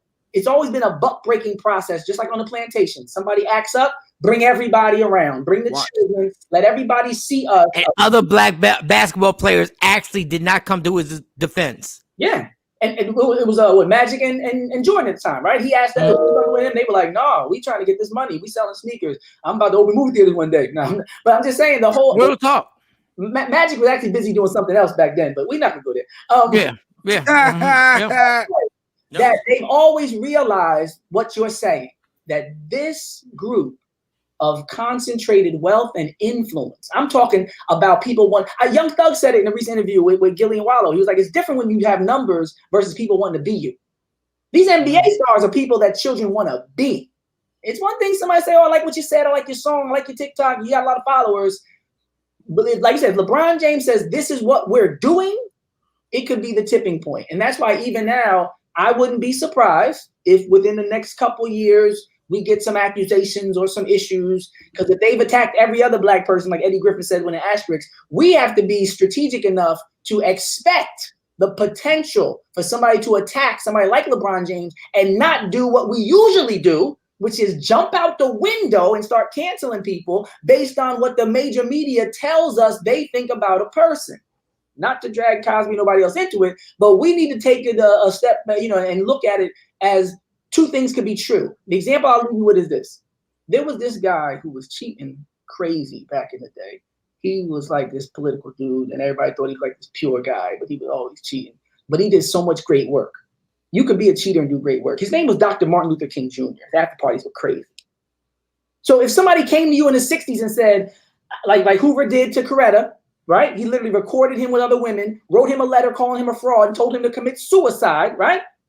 It could be true that you are unfaithful. It can also be true that you have world-changing contributions for your people. And in these instances with other groups, do you know what they do? They say, we'll take it from here. We're not going to let you destroy him. We understand the truth, but we're not helping you. That's why you never see no Vietnamese protest against no popular Vietnamese person. That's why you never hardly see any Jewish people protesting. Because you know what? They know Elvis married his wife when she was 14. They know Buddy Holly married his cousin, but they want to go at R. Kelly and Michael Jackson. They know that Matt Lauer and Kevin Spacey was accused of raping 14-year-olds and abusing people on the set. They know all that, but they're going to put away Bill Cosby. So you got to have nuance and strategy and say, wait a minute. Why every time you sweep me up into this frenzy, because they always want black woman energy. There's no energy like black woman energy when it comes to this. And if they know they can't get black women on their side, they really can't have that kind of movement, especially in the black community, because it's always been black women that insulate and create a hedge of protection around black men, especially according to the imperfections. When black men messing up, it's black women that are protecting us. So they realize if I could just get his woman, just like they did it back in slavery, if I can get his woman against him, because I can't fight him head on, I can't beat him. I can't even infiltrate, that family structure, that community structure. But if I can get them to turn on themselves, maybe I can make some progress. And if they ever come out and they say, oh, they got 8 white women accusing LeBron James, with that number, man, they had 5,000 people watching us get lynched, and we didn't do that either. It was always able to get a big group of people to say we did it. That don't mean nothing. That's why you got to know history. So I don't care if 50 people accuse somebody. You're dealing with a structure and a society and a system that has got 5,000 people to lie on black people in the past. So when they talk that stupid stuff to me, oh, you got 30 people accusing them. You know how easy it would be? You ever watch Jimmy Kimmel when they do the fake news? Please keep talking, Smith. Please say this. Jimmy Kimmel, there's something on fake news, right? They'll come to people and say, did you hear about Donald Trump, approving a gay marriage? And they'll just see how people react to a story that's not real. And you know what people usually do? Yup, I think. And you'd be like, yo, that's not even a real story. But they have a whole segment like that. Because if you just say, hey, this is what we're doing, I'm accusing this person, you think a lot of people won't say the same thing? Like, it happens all the time. Dr. Smith, look, I just want to say this. I've said this about everything. I said this about black quarterback Deshaun Watson. I said this about that's not enough. What they do is once you get a group of people, nobody files a criminal case, they get a group of people and then they do the same thing. The public says everybody can't be lying. How? That's why black people are where they are today. The whole world can't be lying. Yes, they all. The whole world is lying. French, they all got together. They had a Berlin conference where they drew the line on Africa and they separated us, like the Hutu and the Tutsi was fighting in Rwanda. Like, they lied. And they said it's easier to put forth a big lie. Even Hitler talked about that. It's easier just to tell, and Trump mastered it. It's easier to tell such an outrageous lie than it is to try to change the truth a little bit. When you tell a whole big lie, people are like, well, who would say that? Why would somebody say that if it's not true? Because people are liars and people want money. Whenever there's money involved, the average person should understand why that's possible. Because and we worked on radio. We know how to tell people, hey, act excited next time. We've been on sets. If you're on a set, you see 80 to 100 extras creating an entire scene. They say action. All the extras walk. You think it's a real train station? You think people are really catching their flights and their trains? No, it's a movie set. You can create an entire reality. All you need is a certain level of cooperation. Every day on a movie set, they get hundreds, if not thousands of people together to pretend something. It's very possible. And it's very possible. When you say everybody can't lie, I say I've been given a history book in high school. Full of lies. Full of lies. Full of lies. And you hired teachers to teach it. You hired people to make me believe it. So when people make that, but it's so basic skills, it's not intricate. It's just when people say everybody can't be lying, yeah, they actually can, and we do it all the time. They do it all the time. We do it all the time, and it's a genius is somebody who's mastered common sense. When you say everybody can't be lying, you have no common sense. You know what's funny? You know who used to talk like that? Like when Emmett Till, when they had the trial, you know, the all-white jury. The all-white jury would find, so the white witnesses would say he's a good guy, and they'd say, and then somebody else would have an alibi for him, right? He was with me all night, right? So they'd have all these people lying for each other, and the all-white jury repeatedly would say not guilty. But a lot of the white people, the racist white people, and the people who wanted to, you know what they would say? Everybody can't be lying. These are all the people I grew up with, all in my neighborhood. She said she was with him. He said he's a good guy. He said that he whistled at her. Like, everybody can. Yes. The irony is now we have black people talking in the way that racist white people used to talk. They used to talk like that. Everybody can't be lying. Trust the system. Why would an officer just pat you down and shoot you if you didn't do anything? All the officers are bad. All they're lying. Yes, it's a system of corruption. And now they finally realize in 2021. But now we have so many black people, I guess they either want to be accepted by white people or just don't know history. And they're like, I saw 20 people said the same thing. Must make it true. You ever play a game of telephone? Like, no, that's not how truth works. Truth doesn't work based on how many people say it. And the irony, when we talk about the phases of truth, how it's rejected and then violently opposed and then later accepted as normal reality, the 3 phases of truth. It's usually a truth teller by themselves. All by themselves. Yes. So the way the truth really works is usually a unique experience by somebody who's isolated and an outcast and rejected. And later y'all wake up to the truth of the individual, whether it's a round earth or a Jesus. Like usually the people who are telling the truth, who will later be seen as the truth tellers, are alone in the moment. So when you see what the masses are doing and what the masses are saying, that is not a measurement of where to find truth. If you want to find truth, you should go to road less traveled. That's why when y'all posting, nobody liking it, Mike posting and Will's like, stop. It's up and up. Cause I'm on the team.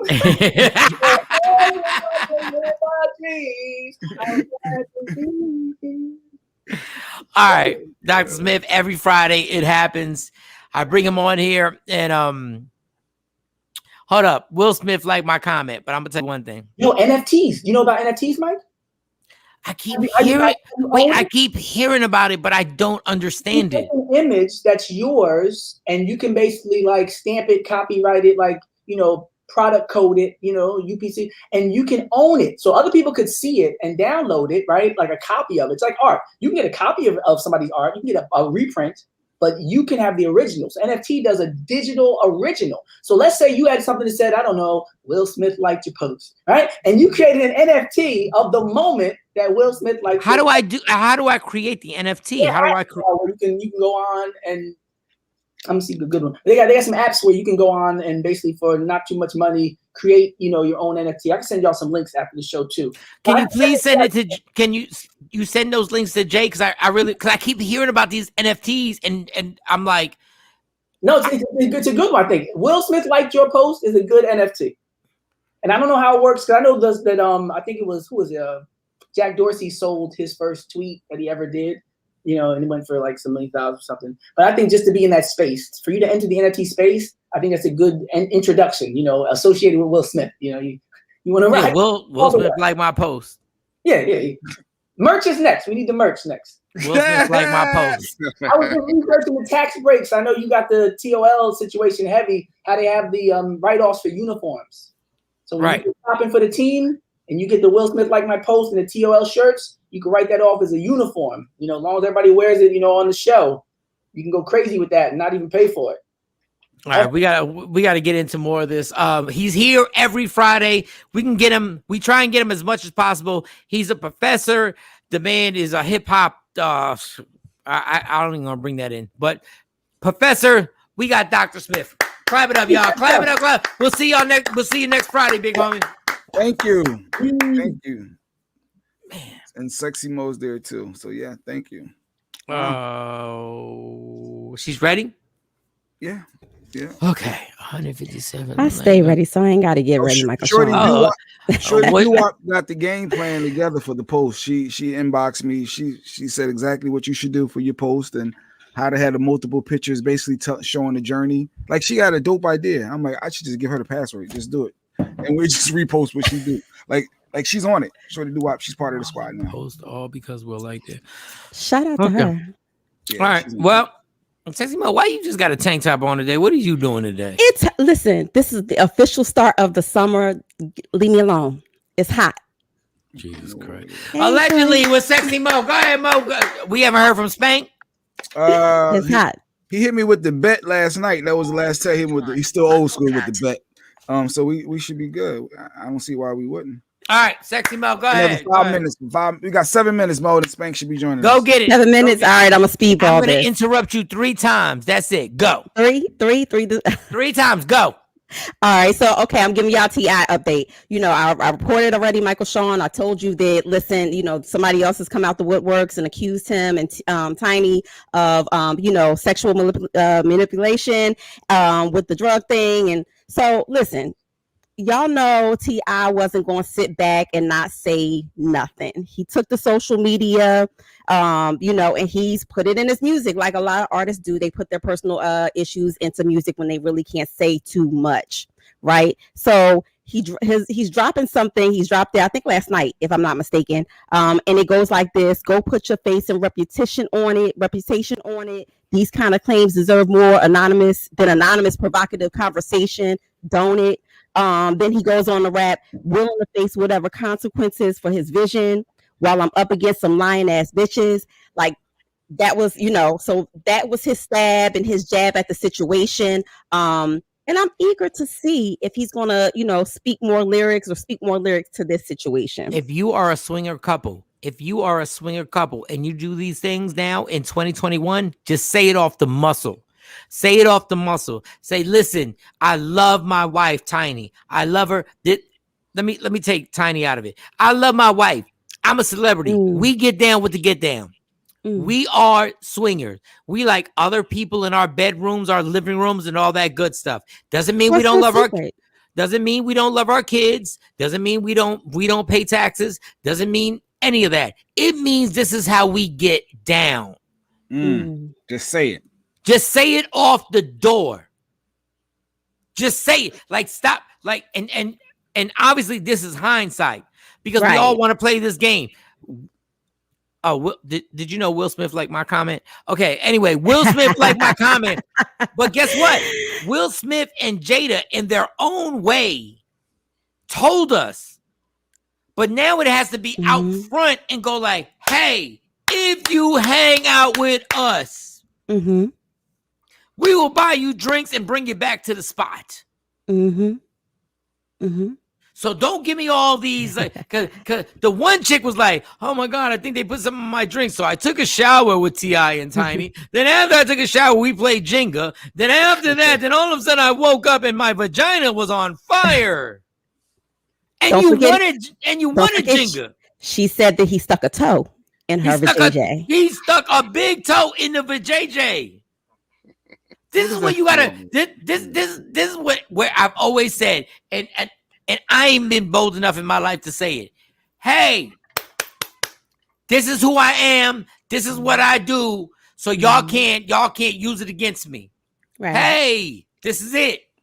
If y'all want to hang out, me and my girl would like you to hang out. And we don't take guys. We take chicks. So if you would like. Go ahead, Mo. Go to the next. I got two more interruptions. It's a grown-up situation. A non-binary toe. It's a grown-up situation, Michael Shawn. And again, this was 2005. We're talking about 2005. And my thing is, if you were drugged and all those things happen, right? How did you know that he stuck a toe in your vagina? That's what I'm saying. You know too much. It's a very detailed story for someone to say that they woke up the next morning and can't recall how things got the way that they got. It's just another lawyer who's going to gather up people. So if you're in a circle of swingers, if you're in a circle, right, and you're bringing swingers to the crib and doing everything like that, there's a circle. So if the word gets out, yo, she trying to get a bag off of this, and they go like, I was at their house too. I was in their hotel room too. Right. I remember when we got effed up and we was popping pills and doing all this stuff, and they got to pop. I'm in. Stop, man. So I'm hoping that they can come out of this, especially if it's not true, if it's a baseless story or a baseless, a plot. I hope that they can pull out of this without any type of legal ramifications, because this is serious. But these are charges that can land them possibly jail time. So I just hope and pray for them that this is not true. I don't know about hoping and praying. I just know that it's an ugly situation, and it is. And this is not going to end well, y'all. I promise you. They set this up, and this is if T.I. was not as outspoken as he was on Instagram. If he was not as outspoken as he was. And let's remember, when they flipped Georgia for Joe Biden, T.I. had a lot to do with that. He had a lot to do with that. So it's the payback you're thinking. Let's be clear. We know Stacey Abrams is amazing, but she knew to get the block moving, she needed T.I. Who to call. She knew who to call. And T.I. went in there, guns a blazing, and they did it. And now he's another one who's going to be silenced. And I know you guys are like, you act like he's some political mover or shit. No, he got dirt in his background like we all do. And y'all got mad and the dirt gets thrown up in your face. Just like Bill Clinton had a bunch of dirt and nobody ever talks about the kids he may have in this country. Back in Hope, Arkansas.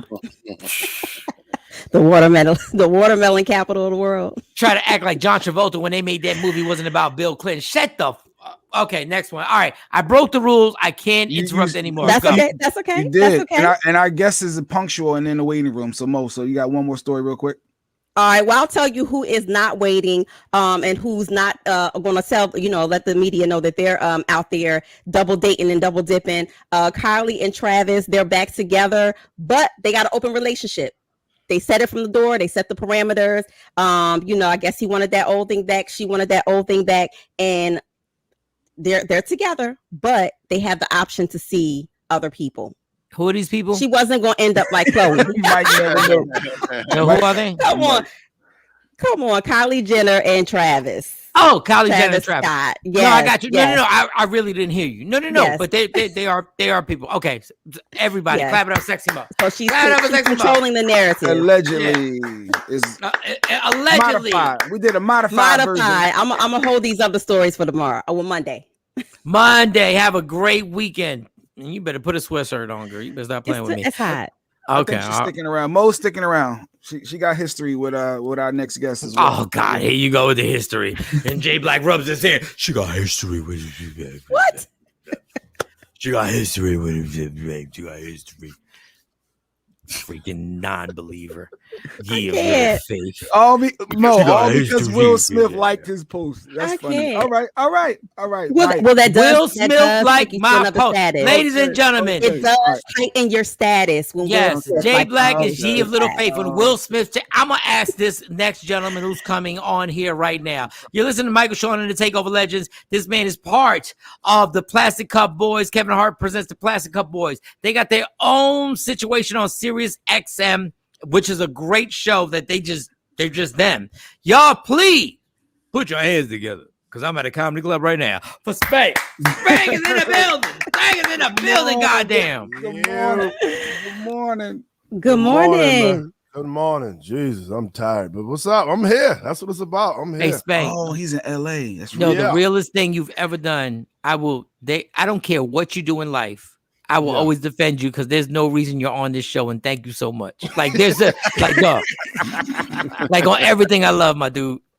I know. Go ahead. When you texted me and said, "Yeah, man, it's gonna be 9 a.m. Eastern," I said, "I think you forgot that I'm Western now." And I responded with SHIT. I don't know if I can curse or not. No. You can't curse a lot, but you can get like two. You get like two off. Right. I was like, shit. All right, man, I got you. He didn't have to do that. Like when Spank said, "I got you," I was like, "Yo, thank you, my dude. Thank you." No problem, my brother. No problem. What's up, everybody? How y'all doing? Oh, we got so much. We got so much. For some reason, Jay Black said I love Sexy Mo, and you know she's a sister to us. But he was like, "Well, she got history with Spank. How the hell do you have history with Spank? Like, what is this history?" And first of all, let's be clear before you say anything out your mouth. This man is married and happily married.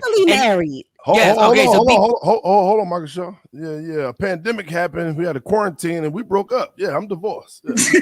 What? Oh, what? Yeah, go ahead now. So I did see that in the tabloids. Wait a second. Whoa. So Spank, you're divorced? Yeah, it's official. 2020 December. It was official. We're not happy to hear about that. I know it's a struggle. I've been divorced. I know what happened. Hey Mo, take your top off. He said, "I'm happy." Oh, I'm happy. Oh, you're happy? Well, Mo, take your top off now. Let's go. What's up, Spank? You know what? Take it off. First of all, they not gonna pimp me out today. How you doing, Spank? What's going on, Mo? How you? You know you always been my favorite alpha. Oh, I appreciate that. You know what I'm saying? A5. You know, no. So me and Spank, no, we never dated. Let's get that clear. Me and Spank have this HBCU rivalry. You know, I went to Cheney University. He went to Lincoln University. We both come from single letter chapters. Lincoln was better. Lincoln was better. Don't do that. Better. Lincoln was better. Yeah, I had a better time at Lincoln. I really did. Like Lincoln was. It did look like a plantation, but Lincoln was better.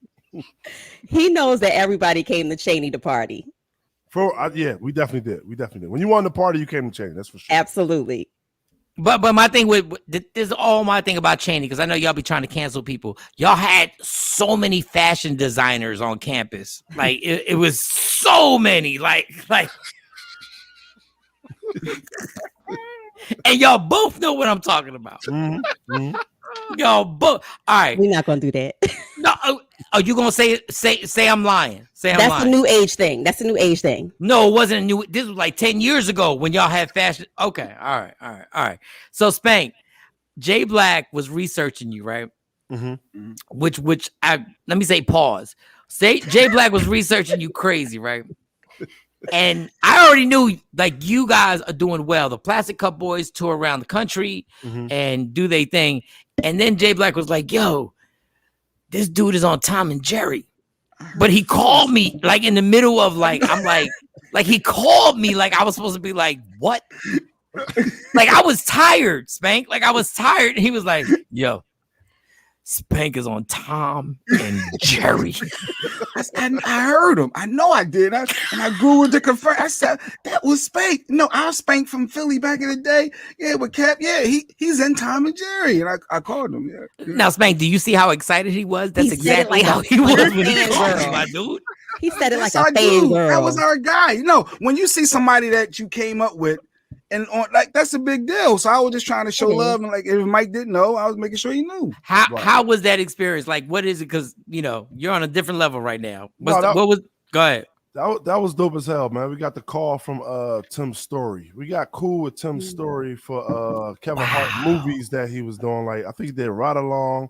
He directed it. I also was in that too. Ride Along. No, didn't they steal your car in that? Yeah, I got carjacked. He got car. I told y'all. Go ahead. So we built a little relationship over the movies that he did with Kev, and he just gave us a call and said, "Hey man, I want to get the Plastic Cup Boys as the Alley Cats on Tom and Jerry." I said, "What? Oh yeah, I want to do it. Of course." That was my favorite cartoon growing up. No, Tom and Jerry was amazing. Tom and Jerry is in my top 3. Yeah.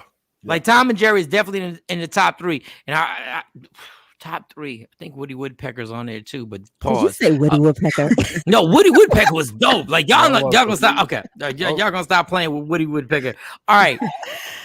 And Michael Shawn, let me apologize to Jay Black because I got a text from him yesterday with the link, and I noticed on the previous text he texted me, and I'm like, I'm just saying.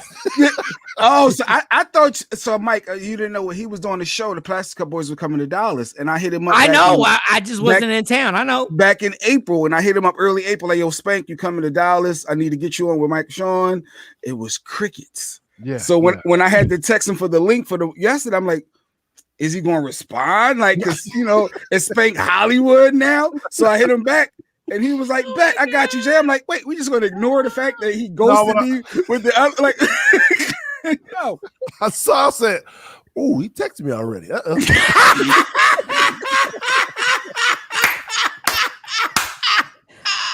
My bad, Jay Black. I didn't see it, bro. My bad, man. In my defense, I got sick as hell. I was sick that whole weekend when I was in Dallas. I was sick. I couldn't go out nowhere, nothing. I thought I had COVID, but I didn't know. Yeah, Spank, don't apologize, because in real life, like the dude is like my brother, but let me get extra. Let me get a few dollars. I might not answer the text immediately either. Like I might not. Like I might not. Because when you guys this is when and the fact that I know all of y'all, this is when I realized because first of all, Spank has been chill and laid back since day one. This is not an act. Like Spank is really a big dude. Like he's a big dude in real life. Like he's a 6'5". big. Let the ladies know 6'5". Big size. You know this brother is divorced, but he's like 6'5", bitches. Big size.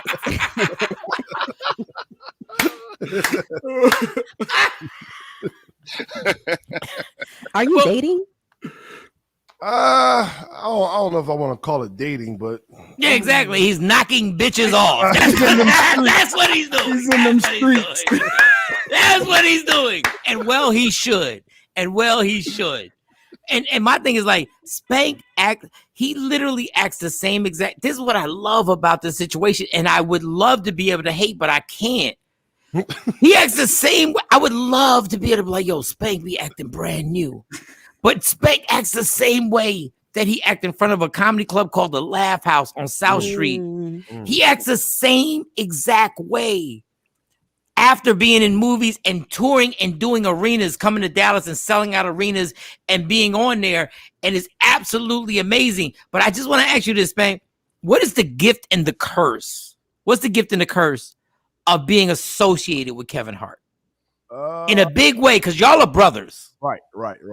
The biggest thing, man, I'm always going to be with him. So, like I said, when I first moved out of LA, I was having like the meetings with the agents and the managers and stuff like that.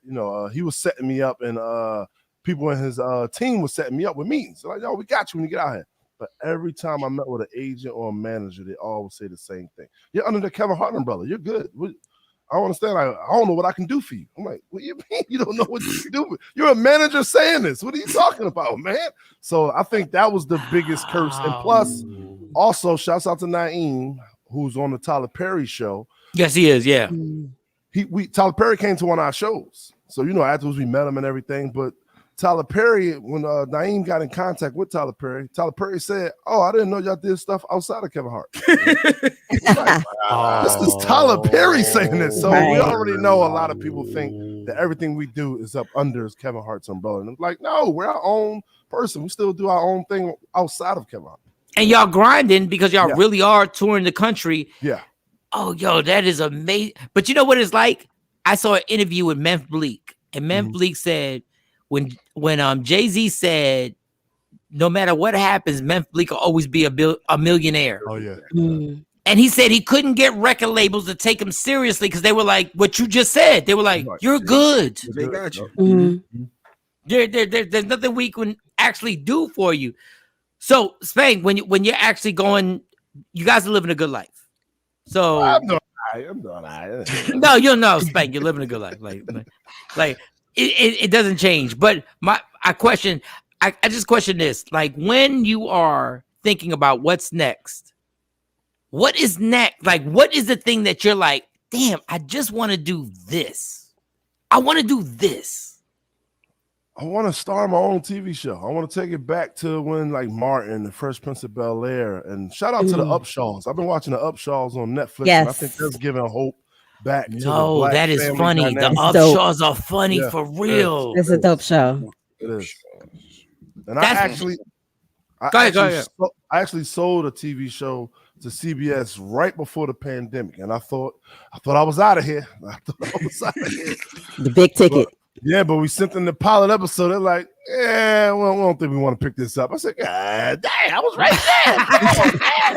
I was right there at the door. I was right there. But everybody says the hardest thing to get is your own TV show, though. But they bought. But when you say, because explain for our listeners, when you say they bought it, did you get a check? Well, I didn't get a check because basically this is the gift. I never said the gift about Kevin Hart. I just said yes, the gift. I'm sorry, the gift.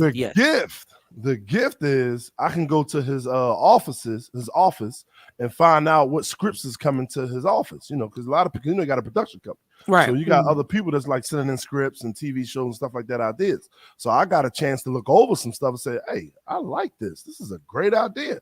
Took it to Kevin and said, hey, man, I think I want to work with these writers right here. So I hit the writers up. They came in. We had a meeting that I was going to lead off on the TV show. And we just went around and we pitched to different networks.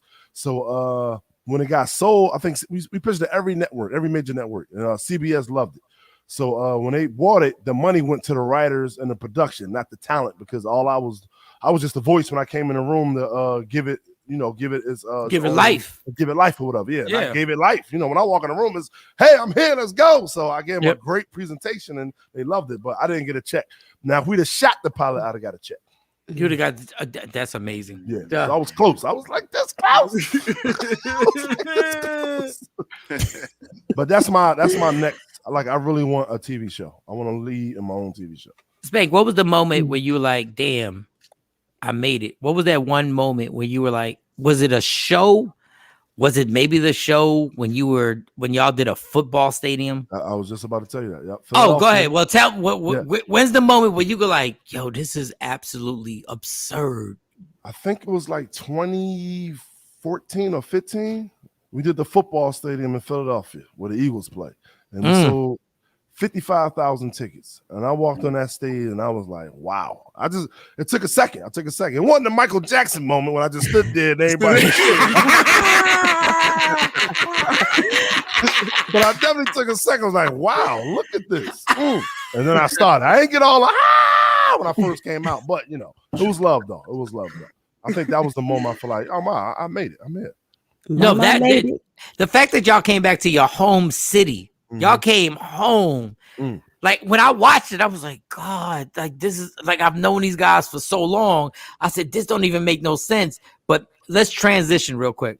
Shawnee, I want Spank to see the image of these masseuses. Yeah, that's what they're asking for. That are rubbing asses. If you're there, no, Spank, I just need because that's a hell of a segue right here. That's actually, Jimmy Kimmel will never give you the segue. Fallon will never give you the segue. They'd be like, yo, that's amazing. You and Kevin and everybody are look at this. Can you see this? Listen, people are wait, Mo. Whoa. Let him watch. He has a bunch of clients. Yeah, he's working the hips out. For those who listening on the radio, he's working. For those who listen on the radio, her ass is in his chest. Now look, and now the ass is on his lap. This is a different one. And now he's rubbing. Okay, you can stop. I just want to know what Spank thinks about this. If his girl, like if your girl went to get that massage, what would your reaction be? What would your I think that was my ex-wife. That's why we got to do this. I think I walked in on that guy and I said, you know what? It's over. I can't do this. I cannot do this. No. You're cheating. No, I'm getting a massage. No, you're cheating. What are you talking about? No, that's a tough one right there. Don't tap the mic. Because that's what I said. I said, you cheating. Don't come back. Because if I own the house, you can't come in. And if I don't own the house, I'm burning this bitch all the way down. Like, no.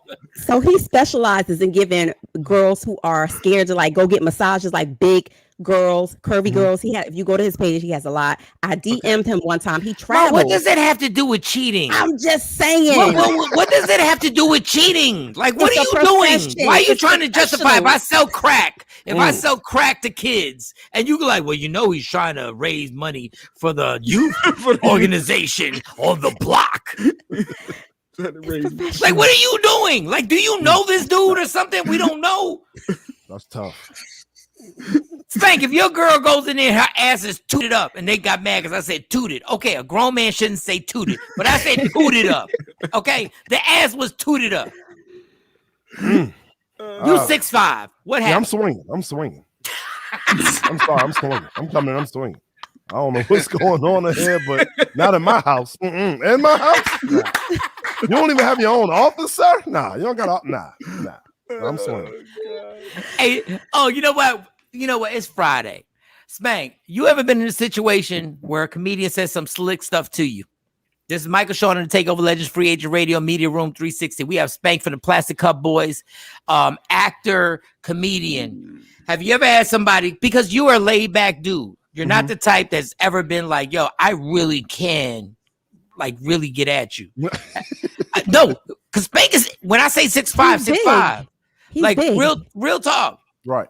Have you ever had a problem where a comedian says something, maybe stole a joke, or maybe acted a little slick, that you had to confront him and turn that other thing into another thing? Nah, I don't think I ever had. I had a comedian like take my joke before, but I just looked at it as, hey man, that means that was a good joke. Let me work on something and write a better one. But over the years, Kev always said, hey, if they can steal your joke, that wasn't a great joke. Because I remember when I auditioned for the, I think it was the comic strip in New York. And I had a great set. I think you had to do like 5 minutes. I had a great set. I said, it was 5. They're going to book me. At the end of the show, the white lady, I can't remember her name, but she came to me and said, very funny, but we could take all those jokes that you just said and give it to another comedian and he'll get the same reaction. I was like, what? So that's when Kev was like, yo, you got to personalize your jokes. Once you personalize your jokes, can't nobody take it. I'm like, okay. So that's how I looked at it, as if a comedian take a joke of me and my son, our situations that I talk about us in the house. Exactly. I love that. Hey, brother, you really stole that joke, brother. No way you know about really that. stole that joke. Yeah. Like if you got a joke for me, if you got a joke about me in rehab the third time, like you stole. Come on, you stole the joke. Like I was in withdrawal the third time. For real, like how's that coincidental that we both went to rehab? Exactly. So once he did that, I didn't pay no mind when people like try to like took out my jokes or whatever. But other than that, I think early on I got into a lot of stuff early on. Like what? Rest in peace, Mama Mona, woman that owned the Laugh House. Oh yeah, rest in peace. Yeah, rest in peace to her. Yeah. But her son, remember her son used to try to do comedy. Yes. DJ. Was it DJ? It was DJ, right? Yeah. I think it was yeah. And so I had a Thursday night there, and it was cracking. It was like it was popping. Like Thursday night was crazy. Yeah, and he came in. He used to always just pop in like, yeah, man, I want to get on. And everybody, all the hosts that used to work at the Laugh House, was like, all right, this is the owner's son. We got to put him on. So I was like, man, not that funny. I'm not putting him on. I don't care what you say. I'm not putting him on. So I just stayed in the showroom. He said, hey, man, when am I going up? I said, hey, man, I ain't got no room for you. You ain't got no room for me. I ain't got no room for me. So he left out. And when he came back in, he said, yeah, man, my mom want to talk to you. I said, yeah, I'm busy. I'm hosting right now. So I'm going with the show. So once I put the headline on, that's when I went out to talk to Mama Mona. And she said, boy, you was been supposed to come out. I said, I'm sorry. I was trying to get my show together.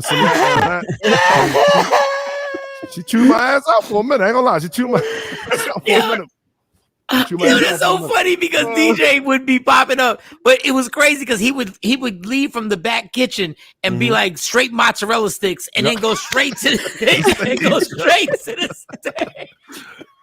And I had like I had a good crowd. I had like the drug dealers, the strippers. I had that nightlife crowd. So I knew he wasn't gonna be funny.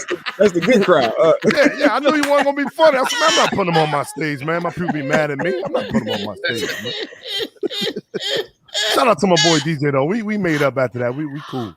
Oh my God, that is so true. Yo, Spank's Thursday was so crazy, but yes, it was drug dealers and strippers, and they would have like 30 civilians that were just regular people, but the rest of the crowd would be like, you had to go in there on fire. Like there was no setup. You had to just go in there and be like blast it off. Like the only person that could set up his jokers was Spank. He's the only person that had time. They'd be like, all right, well, we here because of him. We're here because of him. So Spank like, so you ever just watched the weather report and like, how does he get? Why is he allowed to set up his joke? But I gotta come in here, bing. Yeah, I gotta come in here right now. So I smacked the bitch. Bow! So I was in jail for 12 years. Bow! So I do heroin. Bow! And then Spank comes on. So you a Pisces? How does he get to do that? How does he get to do that? Oh man. Oh Jesus. Then there was something I should have played with you. There was someone about the Will Smith. I know that you was gonna ask him about the Will Smith. All right, so okay. Spank, be easy with me right now. Please be easy. Like, just understand. It's another pause moment. No, it's not even a pause moment, but I know a little thirsty moment. Little thirst. Little thirsty moment. We'll see. Maybe not. Maybe not. This is a little thirsty moment. All right, like Spank, you got to understand something. I've been in this radio game, the comedy game. We all been in it for over 25 years now. It's crazy. Okay, so if you have jokes, please let them out. I'm not gonna be the person. I'm not gonna be that little fragile radio personality who tells everybody don't crack no jokes. I'm just gonna tell you what happened. Okay. Now, if you want to interrupt, if you want to just tap the mic and be like, yo, I gotta say something about that. Like, just tap it. Just be like, Mike, slow down. Okay. Yeah. And just be like, slow down. Spank from the Plastic Cup Boys has to say something. And I'm like, okay.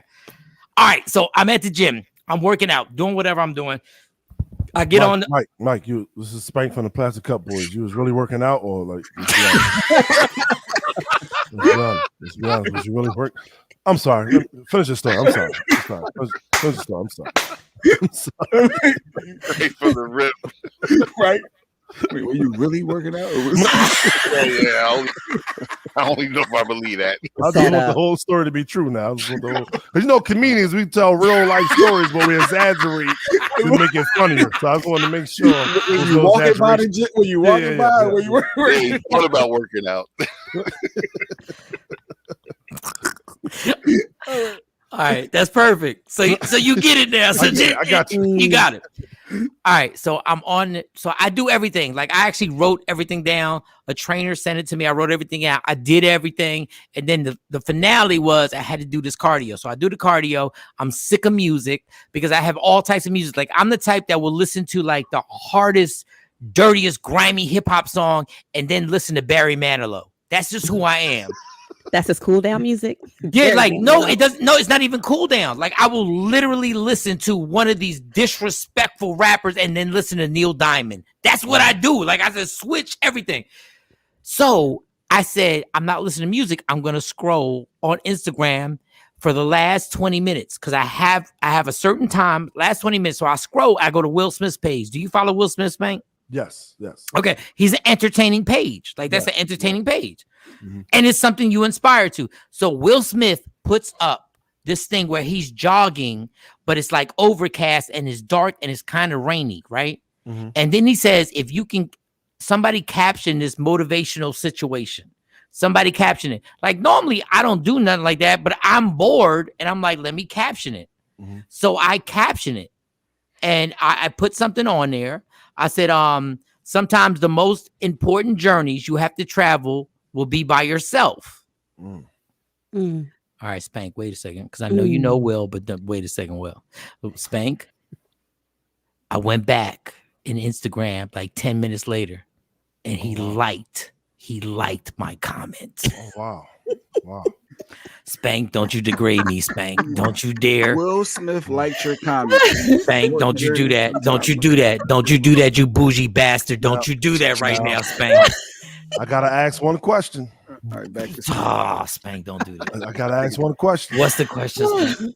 Did you repost that he liked your comment on your personal page? Like, yeah, Will Smith. I'm going to repost it today. It just happened.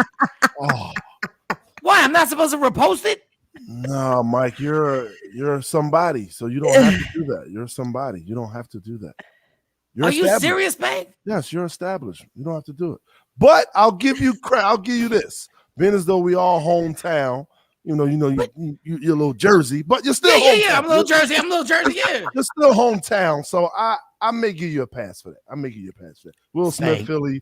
You're from. I give you a pass for that. Spank, I got super love for you, but I'm reposting that thing today. Like dog, I don't give a damn. I'm putting that up there, and I know and Spank, they gonna clown the hell out of me. They gonna kill me because Will Smith is gonna change my life. From that one post. One like. Put that post up again on the screen. Can you see it, Spank, when it goes on the screen? Can you see it? Put that post up again. Let me read to you how deep what I put up. Like, damn it, no. How do you think he liked it, Mike? Go ahead. A lot. Like before he pushed, like, what did he say to us? He said, listen, when he read this, the most important journey sometimes must be traveled alone. He said, that is exactly what I'm feeling right now. And you see that picture, Spank? Did you see that goddamn picture? He's alone. Wow, that's a dope picture too. That's a dope picture. I will say, in Mike's defense, he didn't like anybody. Like when it was 25,000 comments, and I didn't see him. I didn't see that he liked anyone else's. Oh wow! Like so it like I was trying to find it. I was like, wait, he got to like a bunch of these, and I couldn't find it. So I was like, well, and then that gassed Mike up a little bit more. He was like, I told you. Spank about to hit the mic. Look at so you special. Oh no, you special. Mike. And your defense also. See, I'm helping y'all here. Thank you, please. Will Smith probably knows you. Plus, he just posted Rich Salter too on his page. Oh, wow. He did post Rich Salter on his page? With the Big Willie Challenge. You're doing the Big Willie Challenge right now trying to lose weight. Yeah. He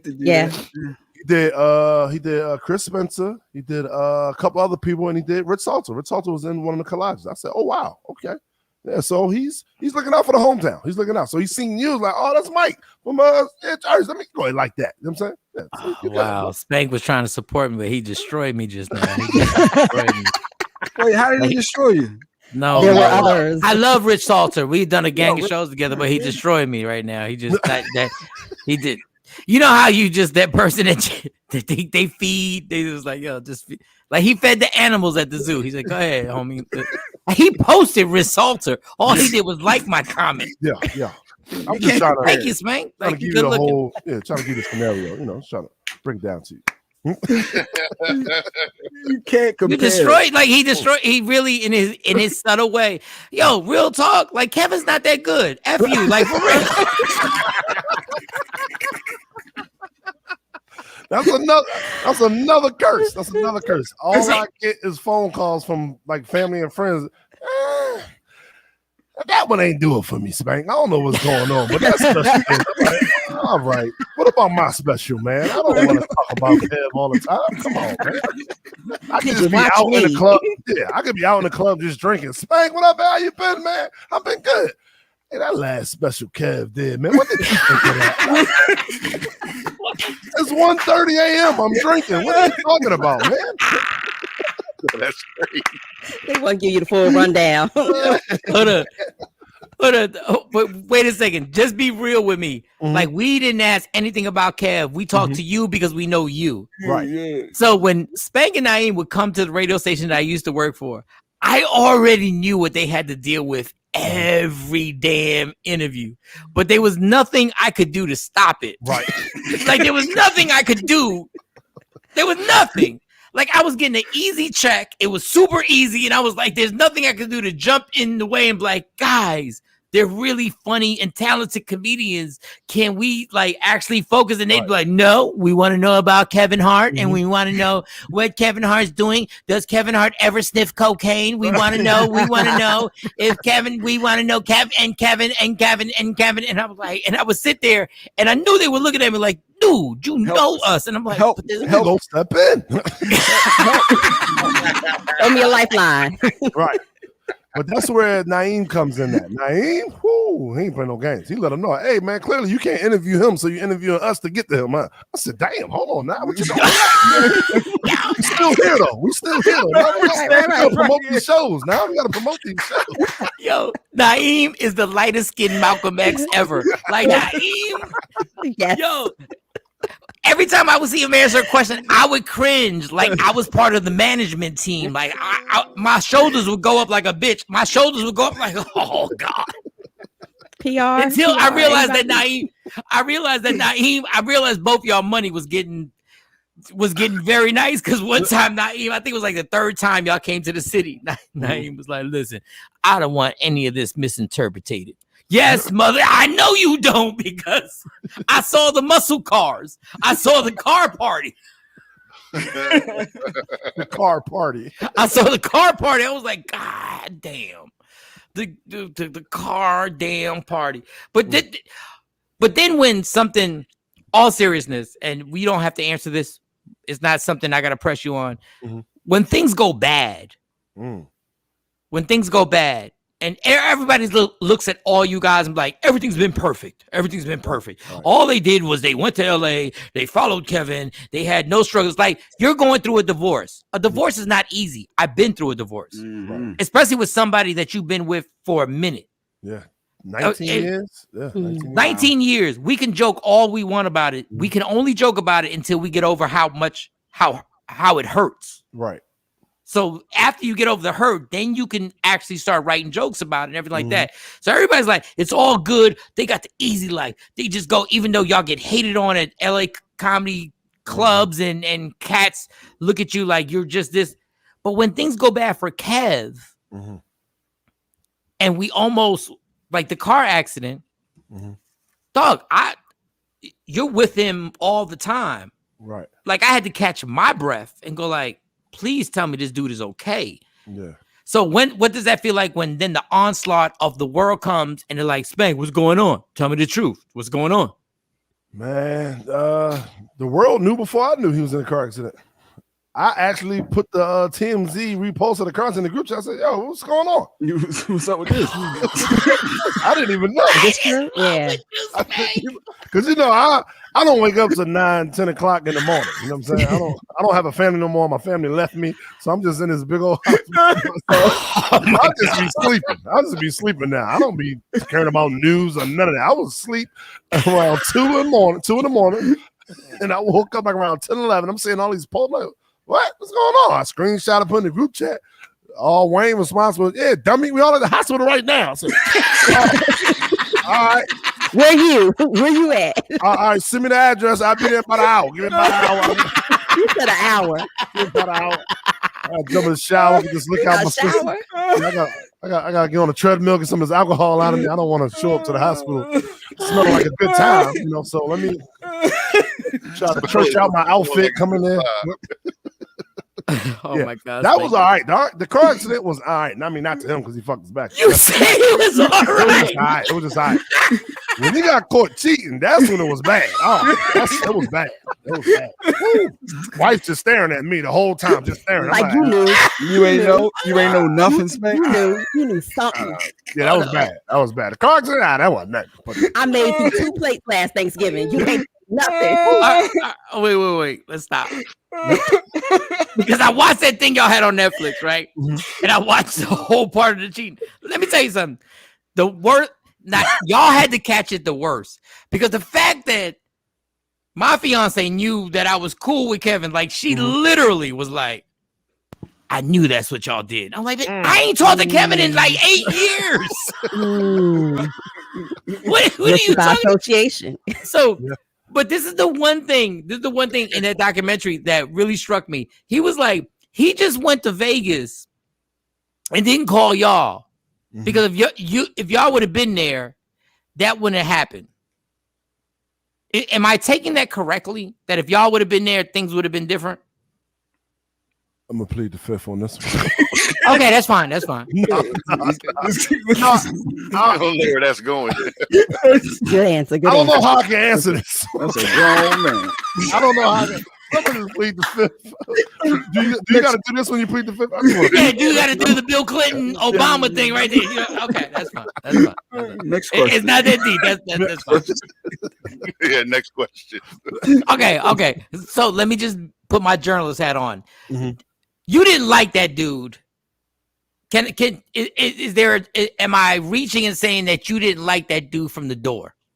No, we all loved him. He was a funny guy. You did love him? Yeah, he was a stand-up comedian also as well. He was a stand-up. He stopped doing stand-up though. I bet he did. Yeah. I bet he did. It's the funny thing. Before I met him, you know, when Comic View used to do the when they had jokes that was similar, they would like mush them together. They had a comedian doing one joke and the other comedian doing another joke. Yeah. Me and him had like a similar joke, and they meshed eyes together. So I already knew who he was before I met him. I'm like, wow, that's the guy. We had a little joke similar together, and they put our joke together with him. So I already knew who he was. And then after knowing him, he was cool. He was a cool guy. I didn't know he was like that. I always wanted to ask this question in that documentary when y'all went in the private jet, right? Mm-hmm. Y'all was in the PJ because y'all do it all day. Like it's amazing. I can watch y'all. I just get so mad. I'm such a hater. Like I just got like these bastards are playing cards. And the trainer, what's his name? I know his name. Boss. And you see things getting heated between him and Kevin. And you see Kevin is in that he's had enough drinks where he's like, I'm not going to stop. Mm-hmm. I'm going to keep asking you so you don't own a home. Right.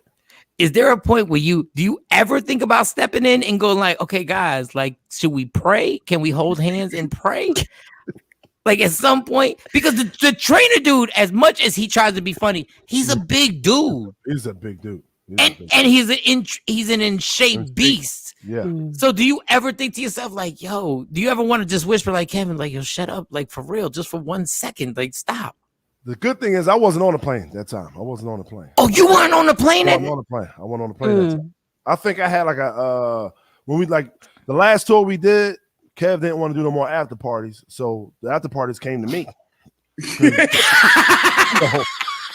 So I was getting them, best thing. I was taking them checks. I was staying in the city till the next day. Like Kev, after the show, he'll leave. Me, I'm still in Chicago, baby. I gotta host this party tonight. So I'll see y'all tomorrow.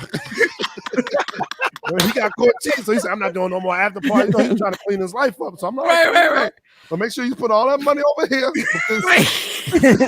Because outside of Kev, I'm the more lively guy. So now he's more laid back. He ain't really care about the party. So. Spank was like, save your marriage because I don't give a damn about mine. We go. Bring it here. Bring it all here right now. I'll take all that money. But it got taken out of context what he was trying to say. Like, Boss did own a home. So what he was trying to say was, if everything was to stop, like how the pandemic happened. That's funny how the pandemic happened. If everything was to stop, you can't make no money. Could you be able to survive? And Boss said, yeah, I'll be able to survive. But Boss took it as, would I be able to survive without you? Like, yo, I do all this on my own. I don't need nothing of you or money from you. I got stuff on my own. He said, Boss, you're not listening to what I'm saying. To me, if everything was to stop for me, Kevin Hart, I wouldn't be able to survive. So how would you be able to survive? So that's why he started bringing up, well, do you own a house? So if you own a house, then you got to pay this mortgage month by month by month. Do you own this? So you got to pay that month by month. So how will you be able to survive after paying all these bills that you got if you can't make no income? So that's how that went. It got out of context though. No, you know what? That's crazy. That makes sense. I found that out after getting fired. Yeah. Yep. Like I'll be able to survive from K104.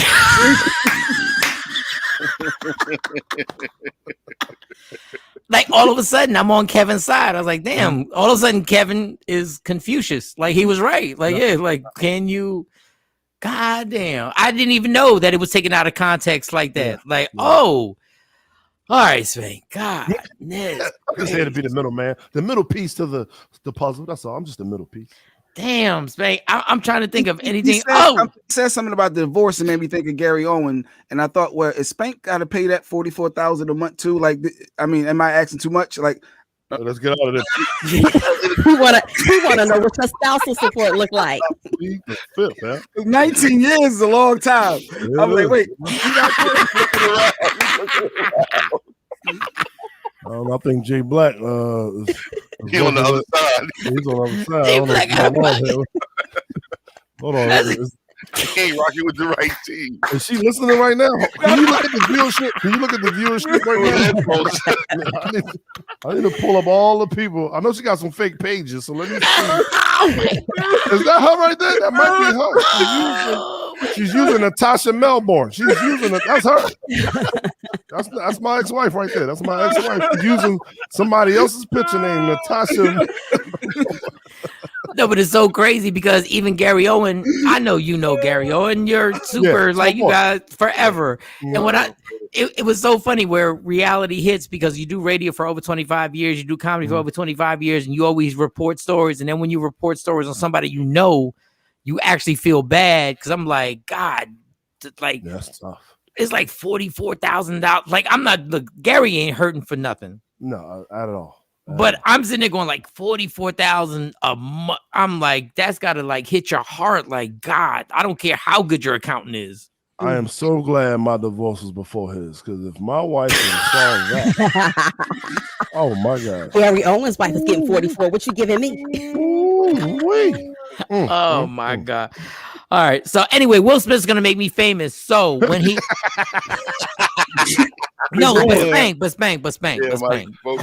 No, but Spank. But just in case, like we see each other, like y'all and Kev walk in, because I'll probably be next to Will. It's not that I rock with y'all. You know I rock with y'all. Right. Because he liked my post. Yeah. And then he sends me out there. And then if we see each other, like don't act funny just because I'm with Will. Like just be like, because you know I still rock with Kev. Kev's never acted funny to me ever, and he doesn't really have to acknowledge me. Like Kev has never had to acknowledge, but he doesn't. But I'm just saying, if me and Will are going to the Laker game, and we don't have an extra ticket, right? Don't take that out on me.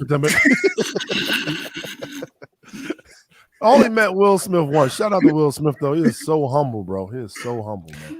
Okay, so when me and him are hanging out, I'm bringing you over. Now that I know that, I know that, I'm like, yo, this is Spank. Y'all know Spank. You want to make the introduction? I'm going to be the plug. I'm like, yo, Spank, come over here. You're going to be the middleman. This is my dude. Like, this is my dude. I don't know if you know Classic Cup Boys. This man is amazing. And just meet Will. Well, how do y'all know each other, Mike? Yeah. He liked the picture from April 29th, 2021. And we've been kicking ever since. We've been rocking ever since. Spank. It was not a picture. It was a caption. I put my words. It was my words. It was my words, Spank. Do not downgrade the relationship that I'm about to have with Will Smith. Don't do that now. Don't do that now. Sorry about that, brother. I'm sorry. No, I'm just saying, because when I see y'all, I don't want there to be no problem. Like, I want that.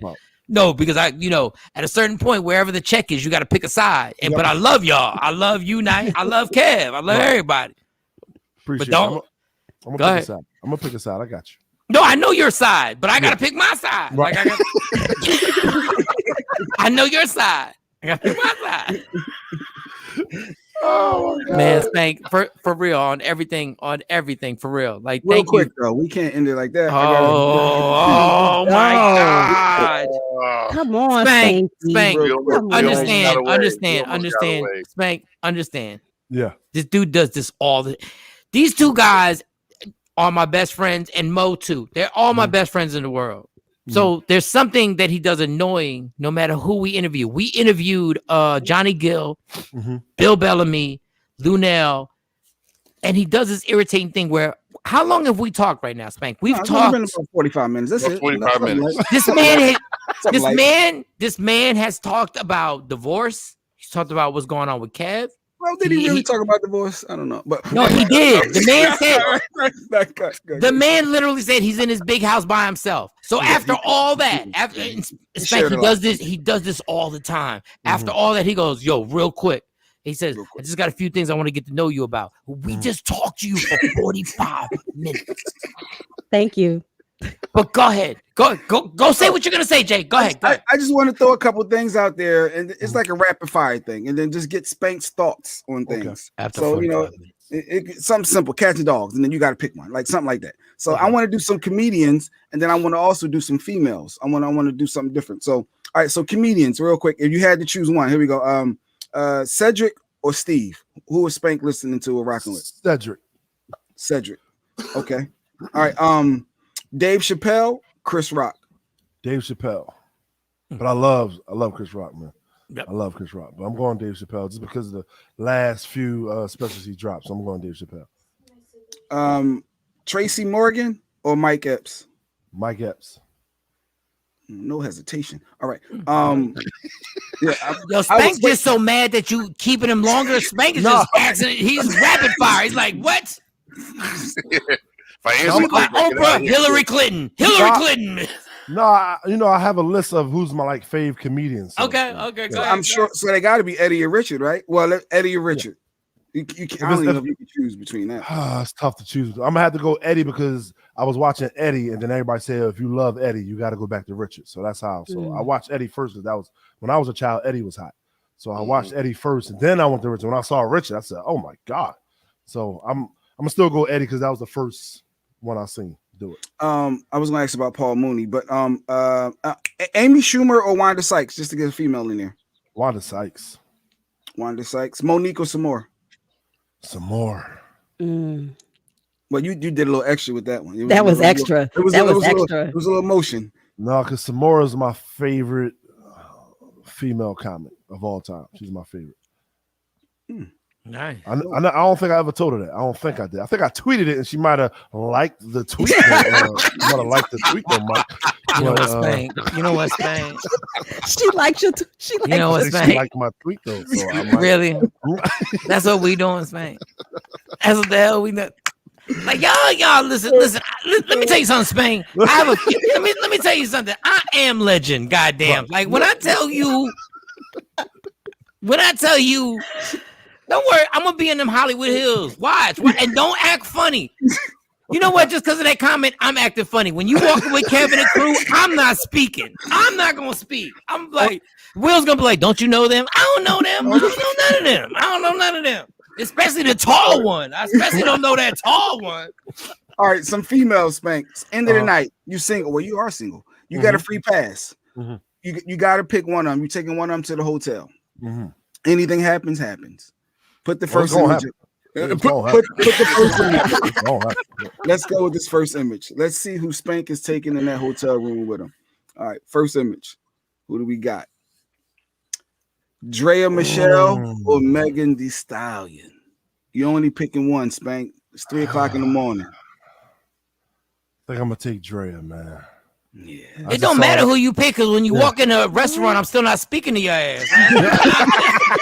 I'm still gonna be with Will, and I'm not speaking. And tell Kev don't even say nothing to me. Next image. All right, who do we got next? Rapid fire. Oh, that's real rapid fire. That's why I don't be messing with you. You been rapid fire. We just go ahead. Rapid fire. Who do we got? Oh, okay. Kim Kardashian or Meghan Markle? Here we go. I'm going Kim Kardashian. She got that money. I'm going Kim. Yeah. I'm going Kim. I need a sugar mama. all that spousal support, right? Yeah. I'm older now. I get it now. It's not all about the sex. Let's just say this: Spank is laying in it. Like he is not. There's no pullout game if he happens to get by Kim Kardashian. All right. Oh, this one. I want Ashanti or Keisha? I'm going Ashanti. Why? Why over Keisha? Why Ashanti? The thickness?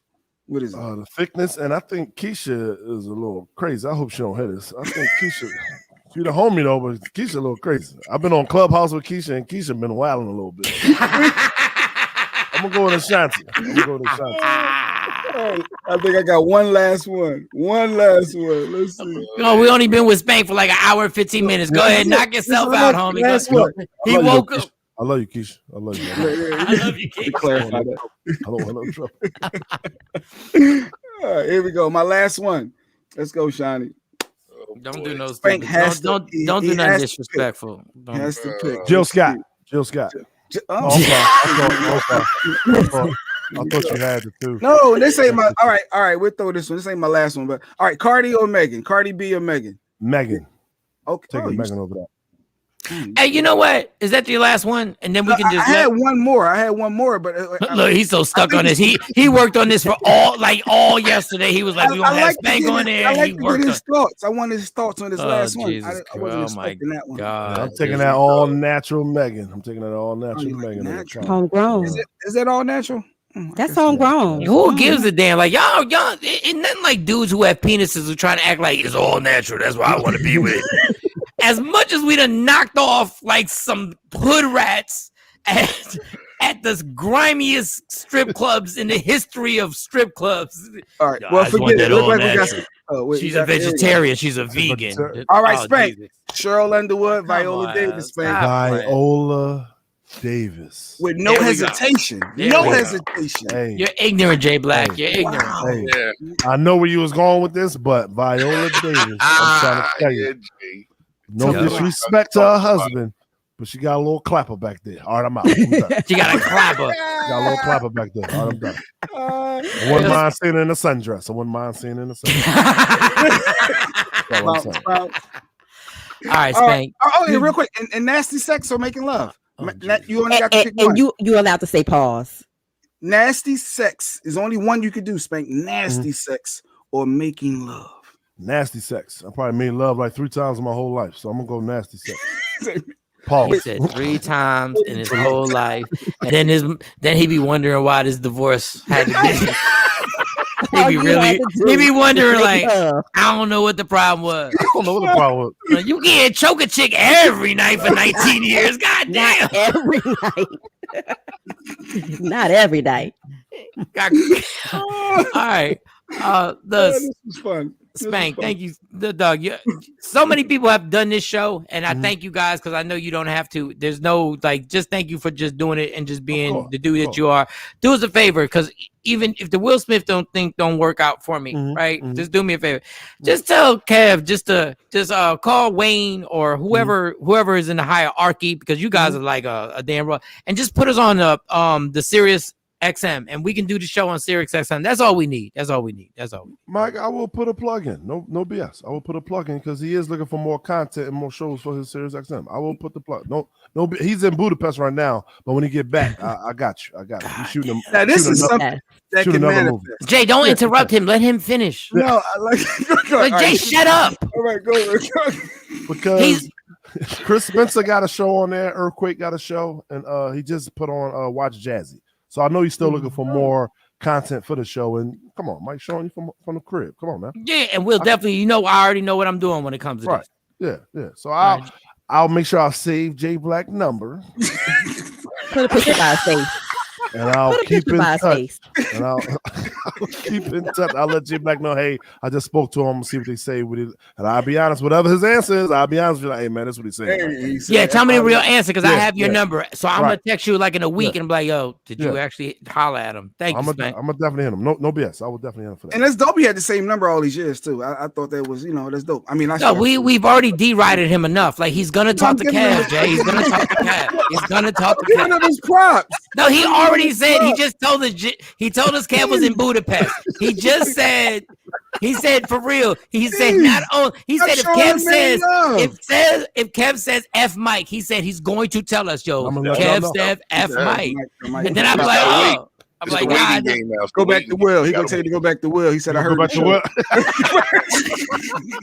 And this is why if Will calls, I'm not taking Jay, because I swear Jay's gonna be the dude with the damn camera filming me cheating. I swear this is the dude that I gotta get rid of.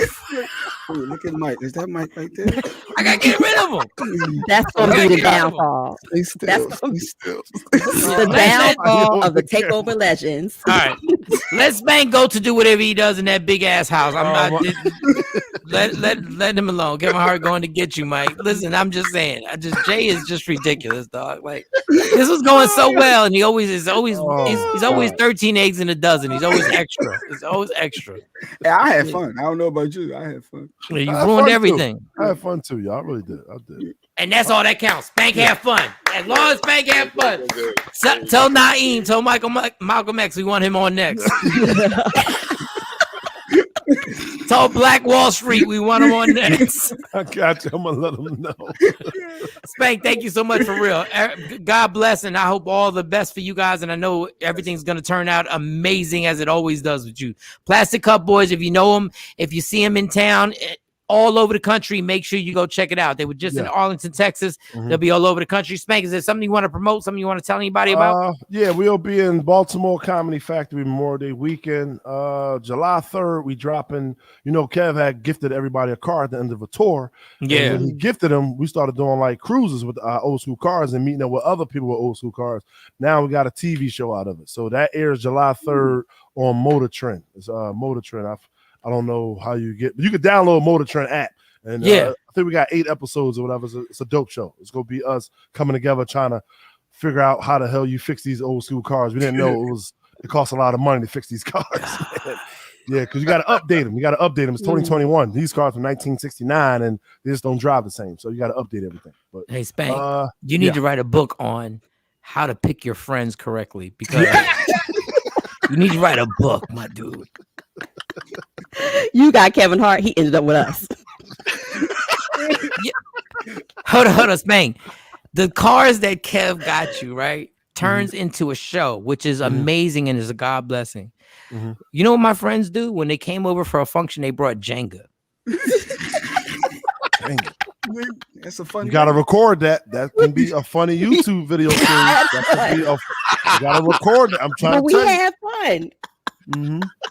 Go ahead. The next thing, Spank. The next thing. I'm sorry. Go ahead. The next thing. What's the next? I think that's about it. Just catch me and Naeem on tour in different cities. We're in Baltimore. We got the TV show. We got the Sirius XM radio show every Tuesday and Thursday, 4 p.m. Pacific time, channel 96. And that's all I'm working on right now. And I'm trying to get this TV show back out there. I'm trying. I'm gonna keep working. You're gonna get that TV show. You're gonna get it. It's gonna happen. Make sure you tell Kev we'll do 5 days a week. We're not. We will do 5 days a week. It's not a problem. Right. It's not a problem. Y'all hear? And tell Kev if he says, "Well, I need 7." It's not like I'm gonna say nah. It's not like I'm gonna say that. We'll do 2 days of best stuff. Right. Like I might shrug my shoulders a little bit, but I'm not gonna do nothing crazy. I'm like, all right, Sunday it is. Like if he needs an Easter Sunday show, goddamn, I'm there. You're there. I'm there. Your TV show is coming, Spank. Thank you so much. I can only thank you like 6,000 times because y'all don't have to wake up on the West Coast to do this. No problem. Thank you for actually doing this interview. Ladies and gentlemen, Plastic Cup Boy, more importantly, a hilarious comedian, actor, and the future writer of a TV show that will be on. Give it up for my man Spank. Thank y'all. Thank you, Spank. You almost messed it up, Jay. You almost ruined it. What do you mean? What do you mean almost ruined it? We were showing love. Jay Black always trying to finagle something. No, he's a friend. I mean, it's crazy. 20 years. I mean, I thought I was going to keep the same number. I'm noticing a lot of people keeping the same numbers. That's dope. I thought that was dope. So now we got 2 ends. It could either be Will Smith or it could be Kev. Oh God. Off of that one, like I think we can work both sides of it. I absolutely think I agree with you. I think we can work both sides of this. I think Will needs you the same day that Kev needs you. Then you got to choose. Will, like I need you 2 of those days. Who you picking? Who you picking? It just depends on the bag. It just depends on. It depends. It depends on what's going on. Yeah, Billy, I did it. He picked Viola for my last one, Billy, because she got a donkey donk. Allegedly. That's an ignorant. Like the last one, I realized is so disrespectful. We're never the last one is just it's done out of meanness. It's not love. It's done out of meanness because you really, in actuality, you pick those 2 to play. Which ugly chick? That's in your mind. I'm not saying they're ugly, but that's why you did it. And Jay Black, we all know how you grab out our skin chicks. I'm clutching my pearls, Michael. I'm not messing with Jay. You almost messed up our Spank interview. What do you mean? We show love. He's a friend. We grew up it's all love. When Kev come on, it's gonna be the same thing. Because Kev is gonna do the show. Will Smith gonna do everybody gonna be on the show. They're all gonna do the show. No, you're right about that. I'm not even gonna fight you on that. Everybody's gonna do the show. Damn it. You're all gonna do the goddamn show. Everybody's gonna do the show. I promise you. Everybody's gonna do the show. I don't know how long Jay Black's gonna last, but everybody's gonna do the damn show. May not be with the same producer.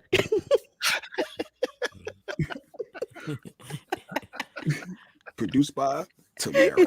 It might be one less square. Damn, it's like, it was funny because and I don't mean funny in that type of way. It's like, damn, like Spank been with his wife for a long time, my dude. 19 I think they were together 10 years before they got married. Yep. And then Gary, Jesus. I was just wondering if he had to pay that No, I think I don't know. She was there. She rolled when it was the Laugh House Spank. So I'm sure there was some type of. I'm tired of y'all thinking y'all get checks because y'all rode. Like, but that's a whole. We ain't got time for it. It's 9 o'clock. We're supposed Monday. to 10 o'clock. Yeah, Monday. I'm tired of y'all. So y'all wasn't in the gym when I was shooting them jump shots. Y'all wasn't tired of y'all. But they was at home washing them dirty drawers, though. They were supporting you while you were on that road. Supporting you. It's funny when I make a choice to drink and drive, and I wind up in jail. But when I make a choice to get myself in trouble, but when y'all make a choice, and it turns out to be a bad choice, y'all get paid for it. That's absolutely amazing to me. When y'all make a poor choice, okay, y'all get paid. When I make a poor choice, I'm held accountable. Okay, you decided to ride out for a dude, and all of a sudden he don't like you no more. That was your choice. I know Shawnee can't wait. Like Shawnee, she got the itchy trigger finger right now. She wants to put the box on. But she's the one that filed for the divorce, though, so that's different. No, it's she actually had her ducks lined up before she filed, if that's what she wanted. Who? You talking about Gary Owens' wife, Kenya? Because hey, she what? Shawnee. Because she filed for divorce, so she should have had her ducks lined up before she did that. Yeah, man, I'm telling you, y'all. One day y'all gonna listen to me. Y'all gonna listen to me. New law, the new law, and I know Bill Maher had new rules. New law from here on out, and I'm gonna say it. I'm gonna keep saying it so y'all get irritated at me. New law: when you get married, you come in with what you left. Yours is yours, and you don't get nothing just for riding out. Oh yeah, that law was in effect. But Michael Shawn, she did say that she handled the finance side of the business, of his business, the entity of Gary Owens. So, and we believe that because she said it, right? Yeah. She said so we believe that she said he was making how much money a month, and you believe that she was the one handling the taxes and doing the auditing and all that. We believe that. No. Well, they probably had a CPA. They probably had a CPA or an accountant for it. Yeah, accountant handled that. She didn't. So if but she she had to oversee it though. So if she was overseeing the finances and she was doing all that, and she's the one who filed for divorce, wouldn't she have put money to the side so she'd be straight right now? Guess she wasn't smart. Oh, or maybe she did, and she just wants more. She wants more. I know. The ovaries, they will never admit that sometimes, like, I just want a new law, just a new law. That's all I want. So that we know from the door that if you want to give up your career, you realize that you don't get no money at the end simply because you gave up your career. Y'all make that sound so simple. What happens when you get in this relationship with somebody that's trying to work on their dreams? You have to be supportive, or else you're not holding a person down. So, baby, can you help me do this? Because when we get here, I'm gonna buy you that house on the hill and put you in a Lex and ice your wrist out. So if you do this for me, then when we get there, I'm gonna have you. I got you. That's what happens. Oh, that's crazy. But what happens to the person who does that and it doesn't work out? Then y'all what? Like the real pressure is the dude that says, I'm going to do this and makes it happen. Right. Because if he fails and everything, then everybody's like, look, you dealt with that loser. Right. And you still over there trying to pick the loser up and help the loser make his yeah, pick the loser because up. if you leave the loser, then you wrong. You shouldn't have did that. No, but why don't y'all? But why don't y'all have to take responsibility for the choice that you made? Why do y'all want credit for making a choice, and then when it doesn't work out, y'all like, yeah, but I was here all. That was your choice. That was your choice. That wasn't my choice. Y'all chose to ride out. Everything is not always in black and white like that, Mike. The team either wins or the team loses. Team. Team. Operative word. Operative word. Team. Yeah. So why is someone paying out to make sure to overcompensate? Once we lost, the divorce is a loss, correct? Yeah, but we all taking that loss equally. Why are you pouring champagne on your head? And she called the divorce. She set the divorce up. Okay, well, if you set it up, okay. Yeah. Okay. Maybe she didn't think. Maybe she thought she was still going to get that $44K a month. Like he was, maybe you know, he told that's her what that he he been was gonna doing. give her that. We gonna split. I'm still gonna take care of you. You gonna be all right. Y'all act like this stuff don't happen. And you know when lawyers get involved, that's what happens. Y'all act like this chick wasn't just somebody that he couldn't deal with anymore and was like, enough's enough. And then she's like, all right, I need $44,000 a month.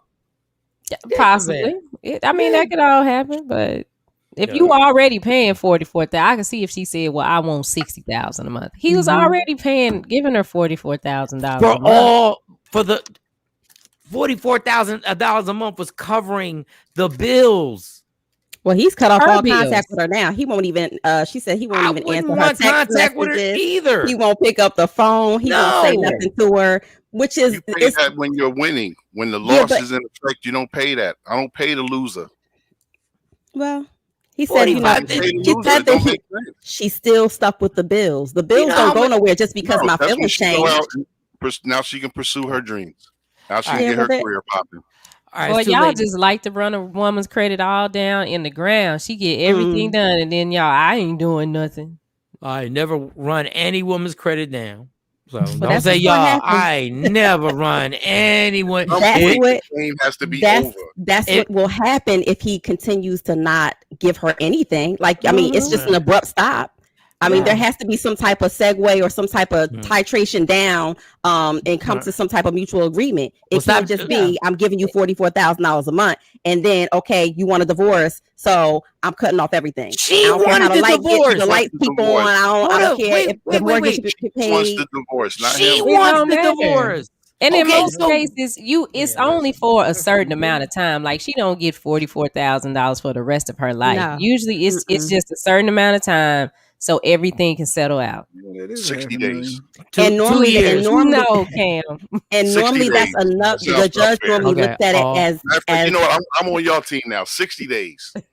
But see, the judge normally looks at it and engages Yeah. it from a perspective of how long is it going to take for that person to be able to sustain themselves. Yeah. So Yeah, that's all 60 spousal support She's is. a grown It's not woman, meant 60 to last days. for the rest of your life. It's Remember, only she was looking over supposed to last for a accounting structured period of affairs. time. So she's good with money. 60 days.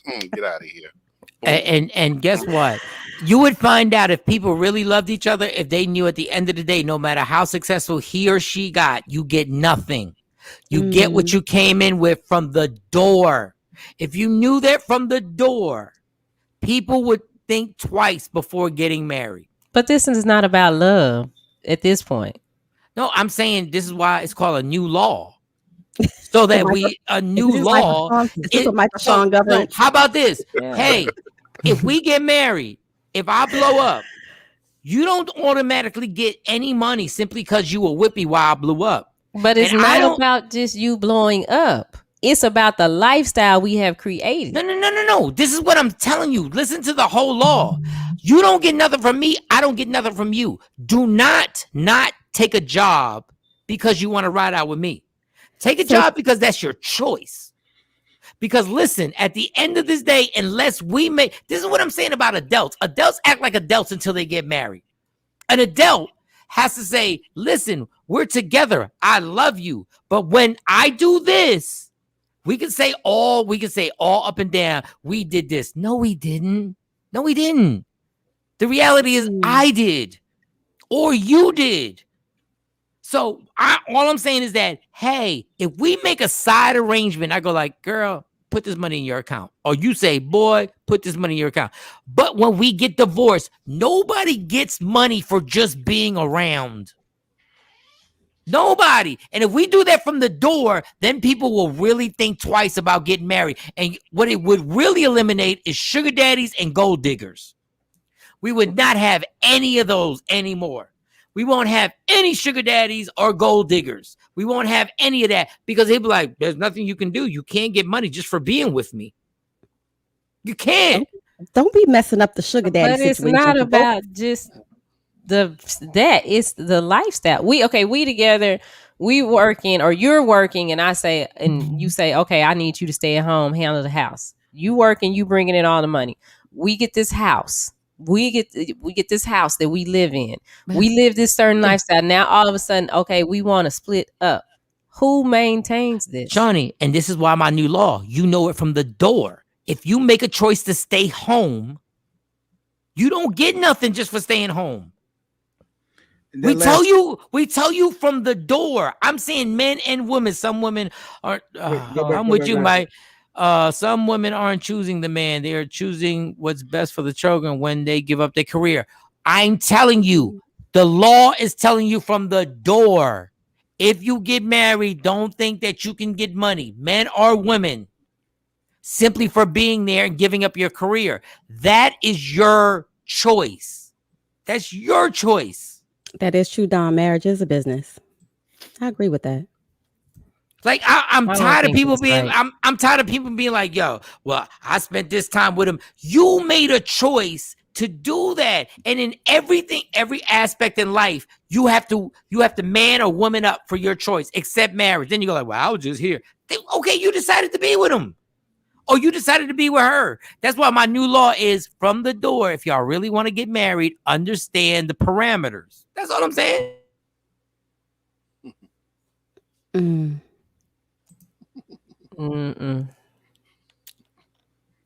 law.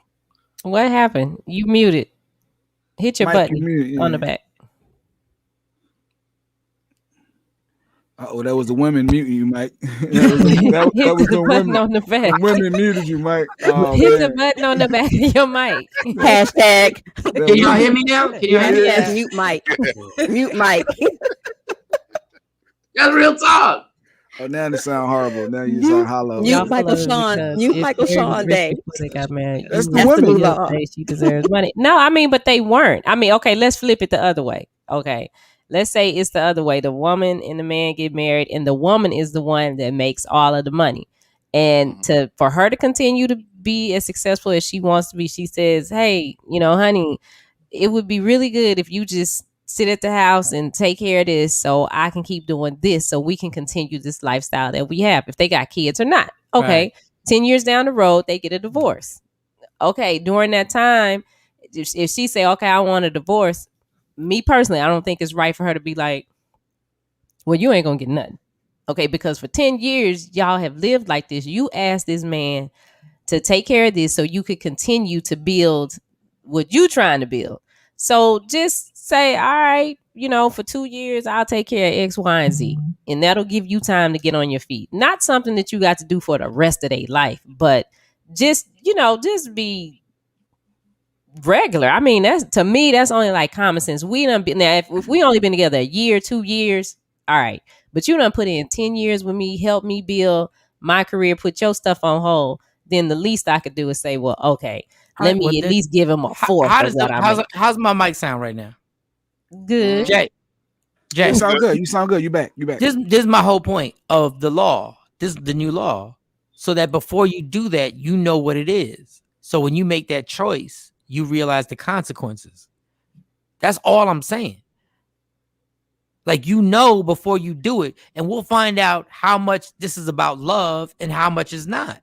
So if you don't want to do it, you'll be like, wait a second, I'm not staying home. I need to keep working, because if we get divorced, I'm not getting nothing for this.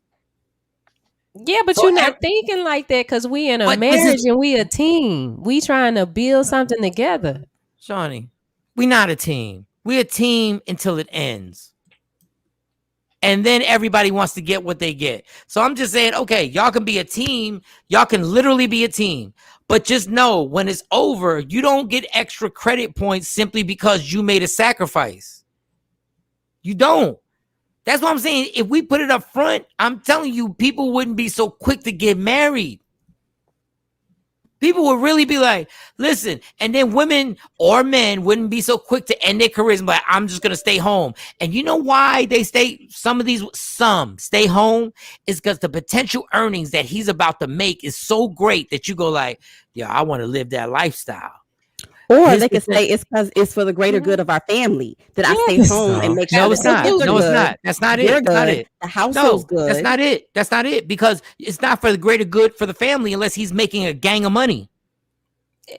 Yeah. So no, it's not. If that's our goal, if that's the goal, but to get you on top, to make this money, to get this bag, and I'm supporting you from that aspect, then how is that? How is that not a good thing? That's for all. That's a greater good for the family. It's the greater good off of my skill set. So you decide to sit home because you can't do what I do. And you decide that I have a lucrative job opportunity, but you know for goddamn well that it's not going to make the money he's about to make. But guess what? You wouldn't be able to go out there and do what you do without a support system. Oh, I could. Not with kids. So you mean to tell me you can go on stage and tell jokes with 5 kids? With 5 kids, you got to find a babysitter. You got to find somebody who's going to nurse. It's no way. And the reason why you're with me is because of this skill set. And you know this. No, yes, you do. No, because you didn't have that skill set. He was already killing it before he got married. You already know. The reason why you sat home is because you were like, yo, he's about to kill it. He's about to blow up. That's why you sat home. If he was making $10 an hour, your ass would not have sat home with the kids. You'd have been like, I'm driving Uber, I'm working at the CVS, I'm doing whatever it takes. So but we guess can what? Stay on top. Yeah. You made a decision because he's gonna make us rich. No. Yeah. It's yes. No. He's gonna make us rich, or she's gonna make us rich. Like, stop, y'all. Like, this decision is like when you make that decision. That's what I'm saying. Let's put it up front in the beginning of the marriage. You can't leave with nothing unless y'all decide there's gonna be a deal where y'all exchange money. But in the law, you're not getting nothing. You're coming with what you leave with. So then I'm moving out of Michael Shawn land. I don't want to live here no more. That's cold-blooded. I don't want to live here no more. I'm moving out of Michael Shawn's land. All of life is cold-blooded. But then when we get to marriage, everything wants to change.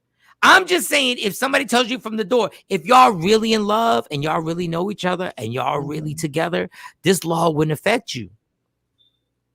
This law wouldn't affect you. It's not always in black and white like that, Michael Shawn. Sometimes things go wrong. That's why they get a divorce. And that's okay. It's okay if it don't. It's okay if it doesn't work out. But what's not okay is if I put my career on hold because it's mutually agreed between you and I that I'm going to, my role in the house is that I'm going to stay home, take care of the kids. I'm a manager account because you can't afford no accountant right now. So I'm going to be that. And so you can, and then all of a sudden we get a divorce, and you're going to tell me that, oh, you on your own? And I'm not even just speaking on the Gary Owens situation. I'm just speaking on divorce in general. Well, now with the law, you know, the new law, you know, if you do that, I'm giving you the choice as a grown ass woman. I'm putting the law out there. So if you do that, you know, you're doing this knowing that you're not getting anything if we get divorced. And he's not getting anything. So if you want to do it, feel free to do it. But it's so funny how all of a sudden y'all don't want to make this choice when there's no benefit at the end. If you want to make the choice, make the choice. If you want to give up your career, give up the career. But you can easily say, I'm not going to give up my career because at the end of this marriage, if we break up, I won't get anything. And guess what? That is what life's about. Life's about going, I'm not doing that because if I do that, I know what could happen at the end. That's why the new law. I'm not saying what goes on now. I get what you're saying. I'm moving out of Michael Shawn land. I don't want to be here anymore. No, because don't nobody want to take 1,000% of being an adult. I mean, because but how it's not always in black and white like that. How can you be supportive? You don't get worried about the black package. The benefit package of being fired or quitting. You get unemployment if you get fired from your job. But it's not equivalent to what you make. It's a percentage. It's a percentage. So yeah, small percentage. So that's a percentage. Why are y'all so scared? Why It's are y'all not so scared. Why y'all so scared to know that y'all gonna make a choice? It's and not you can say scared. no. How about this? Y'all can say no too. You say nope, I'm good. Y'all can But say who no. says no? Who says no to the greater good of their family? Family. From the Yeah. family structure. Who says no? And who goes into marriage and having a family with divorce at the forefront? Oh, wait a minute. I'm not going to do that. I know it's for the greater good of my family, but I'm not going to do that because what if I get a divorce and that person leaves me with nothing? No one's in a marriage thinking like that. That's hindsight. You know what I'm saying? Mm-hmm. So nobody goes into a marriage and say, "Hey, so I ain't giving up my job." Who cares? Who cares who changed the diapers? I ain't giving up my job because if you leave me, you're gonna leave me stuck like Chuck with nothing. Yeah, and if you know that from the door, then your decisions have to be made accordingly. Because unfortunately, the reality is that most of these marriages end in divorce, and y'all still want to live in this make-believe world. It is a business transaction. That's what marriage is. And since it's a business transaction, both of us need to hold up to our end of the business. We all got roles. You got a role, I got a role. We agree upon it. If something happens to the business and we can't any longer agree, then we need to separate, and there needs to be some parameters, and there needs to be some type of compensation or some type of. This is what I'm talking about. Y'all want unemployment out of relation. I'm telling you from the door, you don't have to do anything. If there was sacrifice and we agreed upon this, Mo, I'm telling you from the door, there has to be some type of transition. Why you can't just leave somebody stuck like that? Why are you so upset when you can't?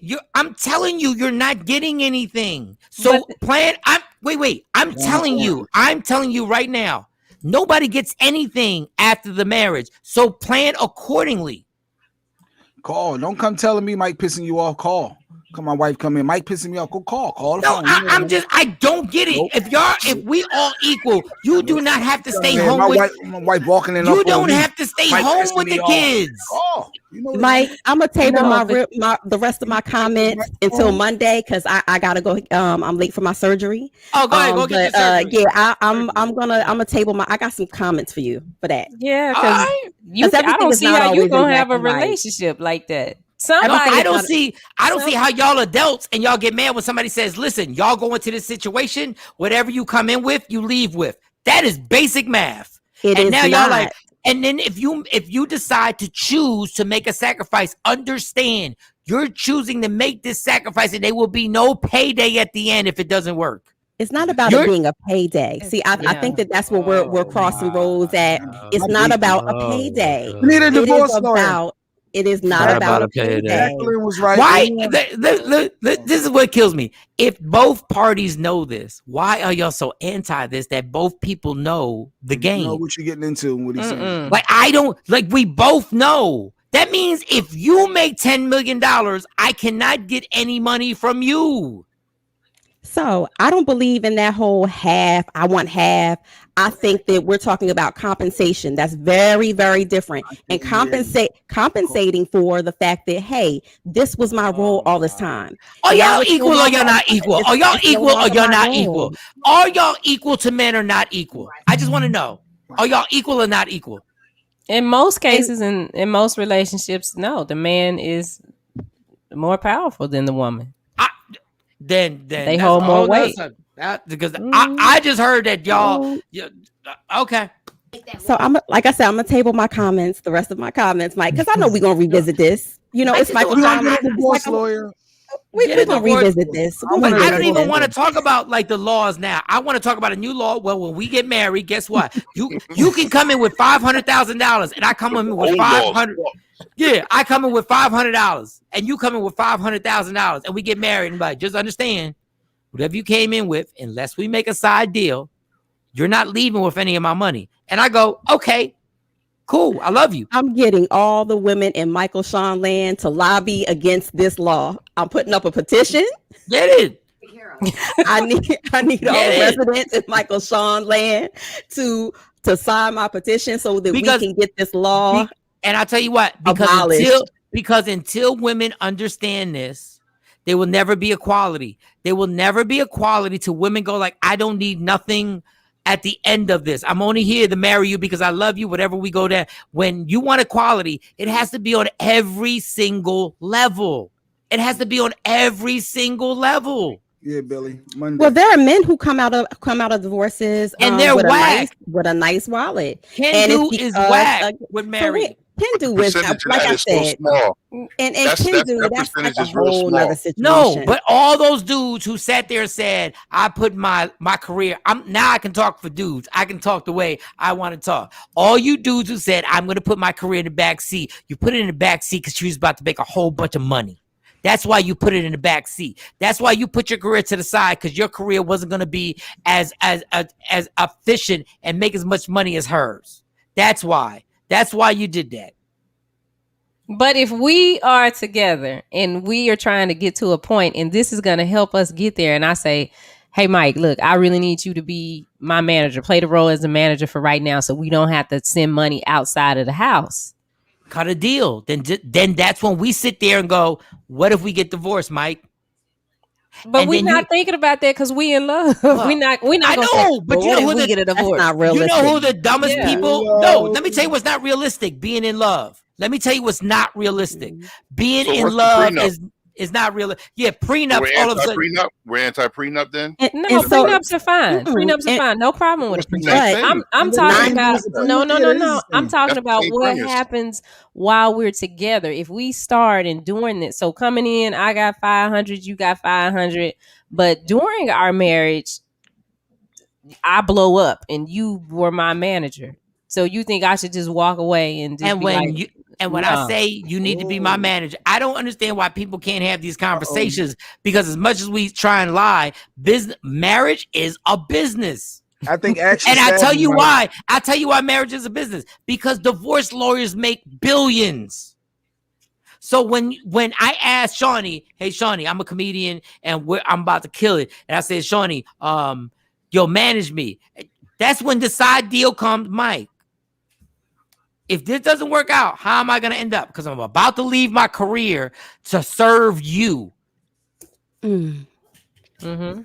That's a difficult conversation, and most people don't have it. You know what's a difficult conversation? Is asking somebody for a divorce. That's a difficult conversation, but it happens every single day.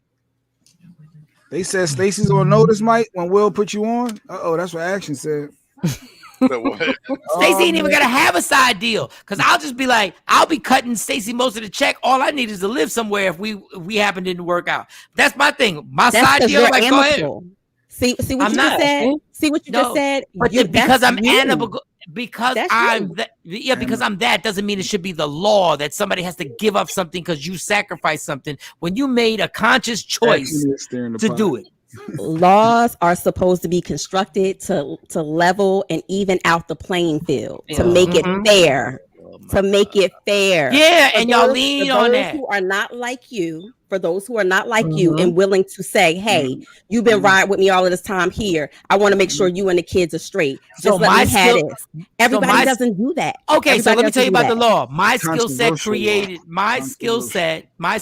created your lifestyle. My skill set. Nothing that you know how to do created this lifestyle. Nothing. No, that's not true. Something I do know how to do helped with the lifestyle. Yeah, you got on the stage and told the jokes, but I kept everything running behind the scenes. So okay, so let's say you're not my manager. You're not my manager. My skill set created this lifestyle. And now, after I leave, I'm supposed to keep you on the same lifestyle that my skills have. Not what you'll be fine at. Not what you'll be fine at. No. You want the Rolls Royce too. You don't want the BMW. So you mean if I just sat at home and I went shopping while you worked all day, I didn't take care of it? But that's something different. That's something. Let me ask you something. Different. And I hate to bring Gary Owens' wife. For the last 10 years, she didn't manage him. I know that for a fact. She and all that. I took care of the finances. Do you know how easy it is to take care of finances when every bill can be paid by somebody else? It still gotta be managed. Wait. You want to have credit for being able to create direct deposits for every bill that gets paid? You created direct deposits. You didn't write a check. It's not always in black and white like that. No. Everybody's situation ain't like his accountant handled the taxes. His manager handled most of that stuff. And she said, I handled the finances. You handled finances where you had direct deposits, take everything.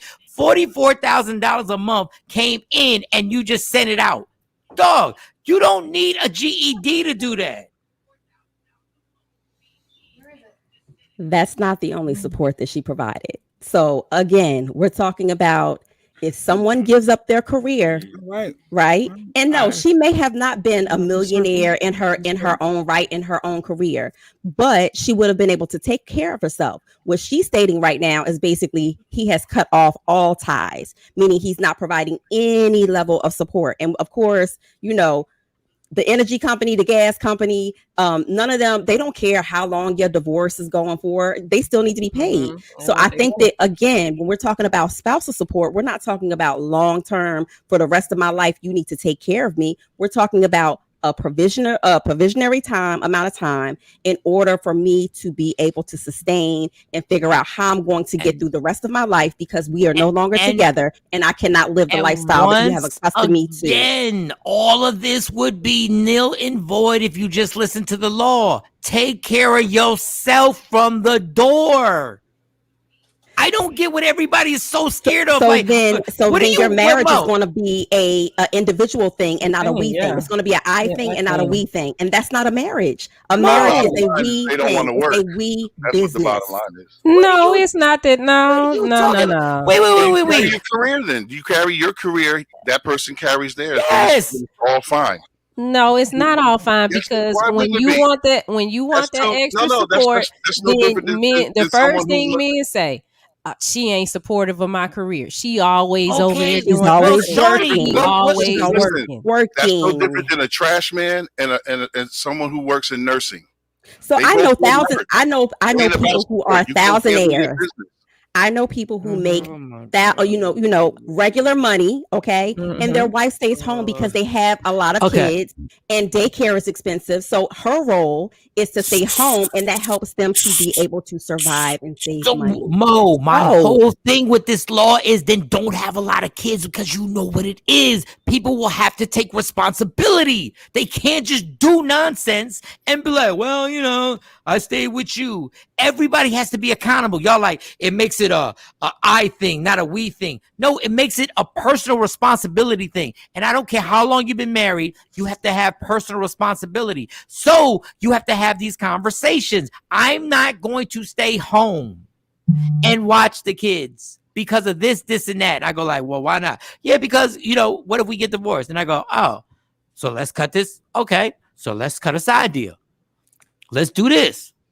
Side deals are cut every day in marriages. Mo, every day in marriages, side deals are cut. Like that. That's hindsight thought. Nobody thinks like that. Nobody is in a marriage sitting there saying, all right, you know what? If this don't work out, I need you to write on this piece of paper. I need you to write. Guys, why do you sign it? If it's hindsight, why do you sign a marriage certificate?